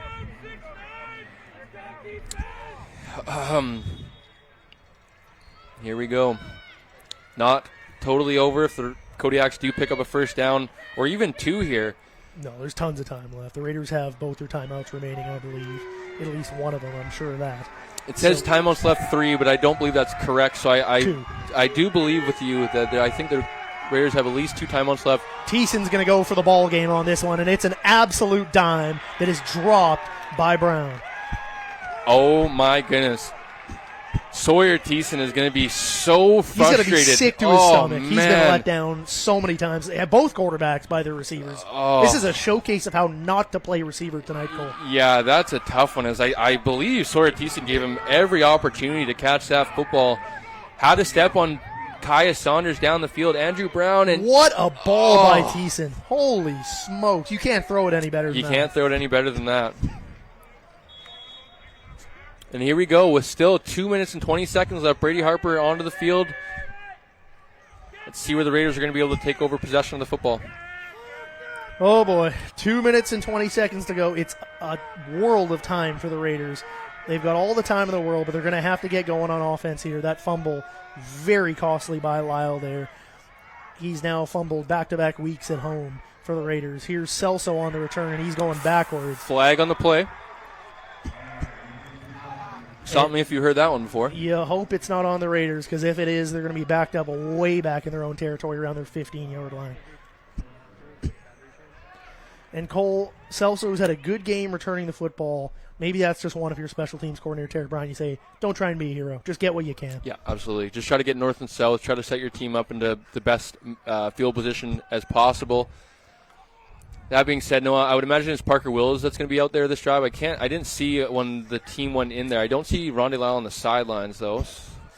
Thankfully for the Raiders, the penalty was on the Kodiaks, Cole, and it sets the Raiders up with a first down here at the 37-yard line as they put Golab in the gun, and he's got one more chance here to try and do a big thing early in his young career for the Raiders. Shotgun snap to Golab. He's got time. Throws over the middle, and it is intercepted.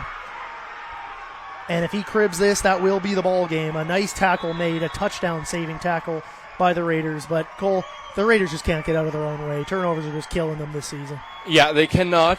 This one isn't over quite yet, Noah. I know that's probably a lot of people saying that the homer in you, Cole, but We've seen the Kodiaks start with this field position before and not be able to come away with points. That being said, even if they do kick a field goal, one possession game still, but how much confidence does this offense have left in them as they've just really, it's been a tale of two halves here, honestly. It seems to me, Cole, the only reliable receiver today for the Raiders has been Parker Mosgrove. Every other receiver has dropped footballs today. Oh, boy. This is going to be an intense finish here. The Kodiaks are about 2 first downs away from ending this football game. A field goal will not put a nail in the coffin for the Raiders. And Sterling Henry! Pressure, and he goes down. It's Sterling Henry on the blitz. Oh, my goodness. So here we go again. If you're the Raiders offense, if you're Zach Golab down there, you cannot hang your head on this. Trust your defense that even if they give up a field goal here, you're within a one possession game. You can still go down the field and win this ball game. You cannot hang your head on the interceptions you've thrown. You have to believe in yourself that you continue to chop wood and win this football game as the defense has given you every opportunity to. I know that's not been their best game, but they've been able to get stops when they've been at their when they've been called upon. Play clock's at 2 here, Cole. Play clock's at 1. He's able to get it off. Thiessen rolling to his left. Here comes the blitz by Finstad, and the ball is incomplete. So clock stop. A horrible job of clock management there by the Kodiaks. They get a sack on first down and an incomplete pass on second, and the Raiders are going to have 1 minute and 20 seconds to go down the field here and try and either tie or win this ball game. We'll see if they even trust Brady Harper. He's had a lot of trouble kicking the ball today. Do they bring him out and attempt what would be a 36, 37-yard kick? They are. Oh, boy. And if I'm the Raiders, Cole, I'm putting Izzy Waitman back to return this one. But I think this is the situation you want. Brady Harper's had a tough afternoon, as you said, right? Dare him to make this long field goal. If he doesn't, the Raiders should hopefully be able to take advantage of maybe a good return and only being down 3 points after what's happened here in the second half. And Cole, I'll say one more thing, and you've probably heard this before. As we know, what's the slowest unit on a football team? The kick coverage, the field goal coverage team, right? A lot of big bodies in there who are going to be trying to block for him. I'm surprised. Am I crazy? No, the offense for the Kodiaks. Oh, it's second down, excuse me. I don't know why it would be second down. Oh, you know what, Cole? There was a penalty on the Kodiaks, and the Raiders have chosen to accept this because it's going to push the Kodiaks out of field goal range. So an interesting decision there. So here comes a big second down, and it's a quarterback draw, and here comes Thiessen up the middle for a gain of about 3. Colton Finstad in on the tackle, and now you're going to have a decision time for the Kodiaks, and you wonder if they bring out Brady Harper and try a 43-yard kick to put them up by a touchdown. This is a huge play with coming here. And forgive me, Noah, he's missed from, I believe, around 40 tonight twice. So missed from inside 40 once, I believe. Missed from inside 40. He does have the range, as we've said. Hit from 41 last week. His long on the season is 45. But if you're the Kodiaks, if you're Coach Jamie Borum, understanding the field position game in Canadian football, do you want to risk a missed field goal in this situation? I believe if I heard it correctly from that sideline. I would punt this. I believe I heard a punt yelled from the Kodiak sideline. So we are going to see Brady Harper punt the football away. Cole, let me tell you something. This game is a perfect example if you wanted to teach young football kids who are learning the Canadian game that with 3 minutes left in Canadian football, it is all the time in the world. The Raiders have gotten the ball. They're about to get the ball back now for the third time with around 3 minutes to go in the game. Textbook, you should put this in the Canadian football textbooks. I believe I said 2 to 3 more possessions after that last interception, and it's been 2 to 3 more possessions here. Raiders have 2 returners back in Bonzu and Celso, so hopefully one of the two. They're going to try and get this out of the end zone. This they don't want to give up a single because then it would be a 4-point game. That's not going to get close. And it's not even close. The Raiders jump on this one, and they're going to have a long way to go if they want to tie this football game. Looked like it was a directional kick by Harper, looking to maybe pin them down around that goal line. Didn't hit it to maybe his best, but the Raiders are going to jog back out on the field. Only down 3 points with 1 minute and 18 seconds to go. I'm not too sure how many timeouts they have in their pocket, as it still says 3 on the scoreboard. I don't think so either. So they should have at least, theoretically, 2, if not at least bare minimum 1 timeout here to go. And as we said earlier, 1 minute 19 with the clock stopping after every play, a ton of time left. You still even can run the football a little bit here. Can't lean on it too much, but you can still rely on it a little bit. So this is it. This is definitely the ball game for the Raiders. Golab in the shotgun, 3 at the bottom of your screen, 2 to the top. And Golab's got time. He rolls out, he throws on the run, and fits it in there down the sideline to Moskrip. He makes the catch. Always nice to have a 6'4" receiver. And there is a flag on the play. Oh, that is devastating as it's holding on the Raiders. They cannot get out of their own way as they continue to shoot themselves in the foot. It's the saying goes around of when you get into these 2-minute drives or these 1 minute and 30-second drives, the first play is always so key. Getting a big chunk or even getting a positive play sets you off on the right foot, and going backwards here for the Raiders is just super costly in this situation. 1st and 20 now for the Raiders. A huge penalty. They would have been all the way up near midfield. Instead, they're backed up at their own 7-yard line. So if the Raiders are able to do this goal, they're going to have to do it the hard way. 1st down and 20 for Golab in the shotgun. And the running back beside him is Parker Wills. And you got to think this is no huddle territory if you're the Raiders. Yeah. Shotgun Golab. 3 to the bottom, 2 to the top. Snap to Golab. He's got time. He dumps it short, and it's batted down at the line. They were trying to get the shallow cross there to Celso, but the pass was batted down. And a big 2nd down coming up here, Cole. And maybe do you try and get half the yardage here? Yeah, I think so. I think you're going to try to get at least half the yardage here. Cole, I'll throw out one more thing to you here. Do you give up the 2 points maybe and punt it? I don't know. Cole. It's going to be a tough call here. I just think the unfortunate thing of the situational side of football here is you're running out of time. Even if you give up the safety, I feel like it's still cutting. have 2 timeouts, though. Yeah, I agree with you there, Noah. Oh, man, it's going to be tough. They're going to throw a wide receiver screen out to Blaze McCarty, and Barker misses the block, and McCarty gets a gain of about 5. And here we go. It is decision time for the Raiders. Looks like I think they're going to do exactly what we talked about, Cole. Punting unit is going to come out. Minute 1 on the field or on the play clock here. So if I were the Raiders, Cole, I might be tempted to give up the 2 points here and try and flip the field position, get the ball back one more time, and not be because here's the thing: if you punt it out of there, you're going to give the Kodiaks immediate field position anyway. Yeah. Oh man, the Raiders are in. I don't envy their decision. They are going to punt it, and it's a booming kick by McQueen. Holy smokes! Great kick. So much for what I said. That's a heck of a punt by McQueen, but they got to get down there and cover it, and they do. They take him down at the 48-yard line. But how much time is left on the clock? 46 seconds to go. If they're able to get a stop, they might have the ball with around maybe 30 seconds, but it's just where are they going to start with the football, right? It's going to be a tall task here with 30 seconds to go, and one that's same old story for the Vancouver Island Raiders here. Oh, man. That they just cannot get out of their own way. They continue to shoot themselves in the foot, but this one's not over. It's going to be about 45 seconds to go. They still Let's have see both if the their Raiders are able timeouts. to come back and make what we have left in this game. Raiders still with both their timeouts. This game is not over, folks. The Kodiaks need 1 first down to end the game. It's as simple as that. Thiessen in the shotgun. They're going to roll him to the left. It's a design quarterback run, and Thiessen is going to go for a stroll. Thiessen's got the first down, and he slides down wisely, and that should be the ball game. Yeah, I mean, this is going to be an absolute just I can only imagine this coaching staff after this one of that sick feeling in your stomach of just not wanting to discredit your opponents.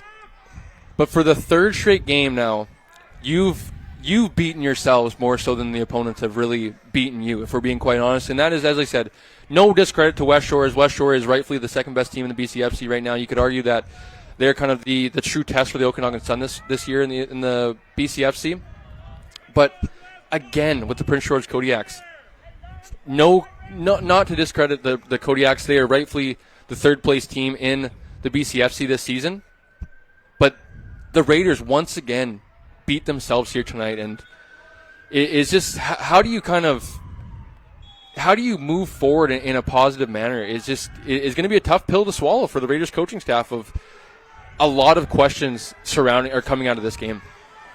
Fumble, by Rondé Lyle was super costly. It changed the whole momentum of the game. Drop passes by Bonsu multiple times in this game. A drop post-sit route by Jake Barker. You've had Golab throw the pick 6. There have been just a ton of self-inflicted wounds by the Raiders here tonight. And there's an old saying by Bill Belichick, Cole. It goes something like this. We can't win games until we learn how not to lose football games. And this is one where the two teams were going to this one so close in the standings, but both teams coming out of this one are going in opposite directions. As the Prince George Kodiaks are going to get their 3rd straight win, and the Raiders are going to fall for the 3rd straight week in a row. This crowd, you could hear a pin drop here in Nanaimo, Cole. I think there's a little bit of shock. The Kodiaks are on the verge of beating the Raiders for the 2nd year in a row. Here's a quarterback design run with Thiessen going off the left side, and he's tackled there by a couple Raiders, but the Kodiaks continuing to lean on the legs of Sawyer Thiessen. Yeah, Thiessen's been an absolute warrior here tonight. He's earned my respect even more after watching him in person. Maybe not his best performance from a numbers standpoint by any means, but once again, other than maybe I think he had one interception. Yeah, you could argue, he managed the game, right? He didn't put the ball in harm's way too often. Exactly what you talked about. Gave his receivers multiple actually opportunities to have a bigger game, if we're being quite honest. So 2 big drops in the Kodiaks receiving. You could argue as maybe modest as his stats were, they should have been bigger. But Thiessen has earned my respect after this one tenfold. And if you're the Raiders, man, you could see down there on the field, Felice Toscano, veteran defensive back. How frustrated if you're those guys on the defense who maybe didn't have their best showing here tonight, but gave their team every opportunity to win, and once again, kind of same old script for the Raiders. It's a very disappointing loss for the Raiders, Cole. I really feel, once again, they lost this football game. No discredit to the PG Kodiaks. They played well enough to win, but the Raiders have got to learn how to not lose a football game before they learn how to start winning football games. You see there the handshake between Sean Arabsky and head coach Jamie Borum of the PG Kodiaks. Cole, this gives us a good opportunity to talk about your players of the game, and let's talk about the game balls if you are the PG Kodiaks. I think got to start with Noah Lang.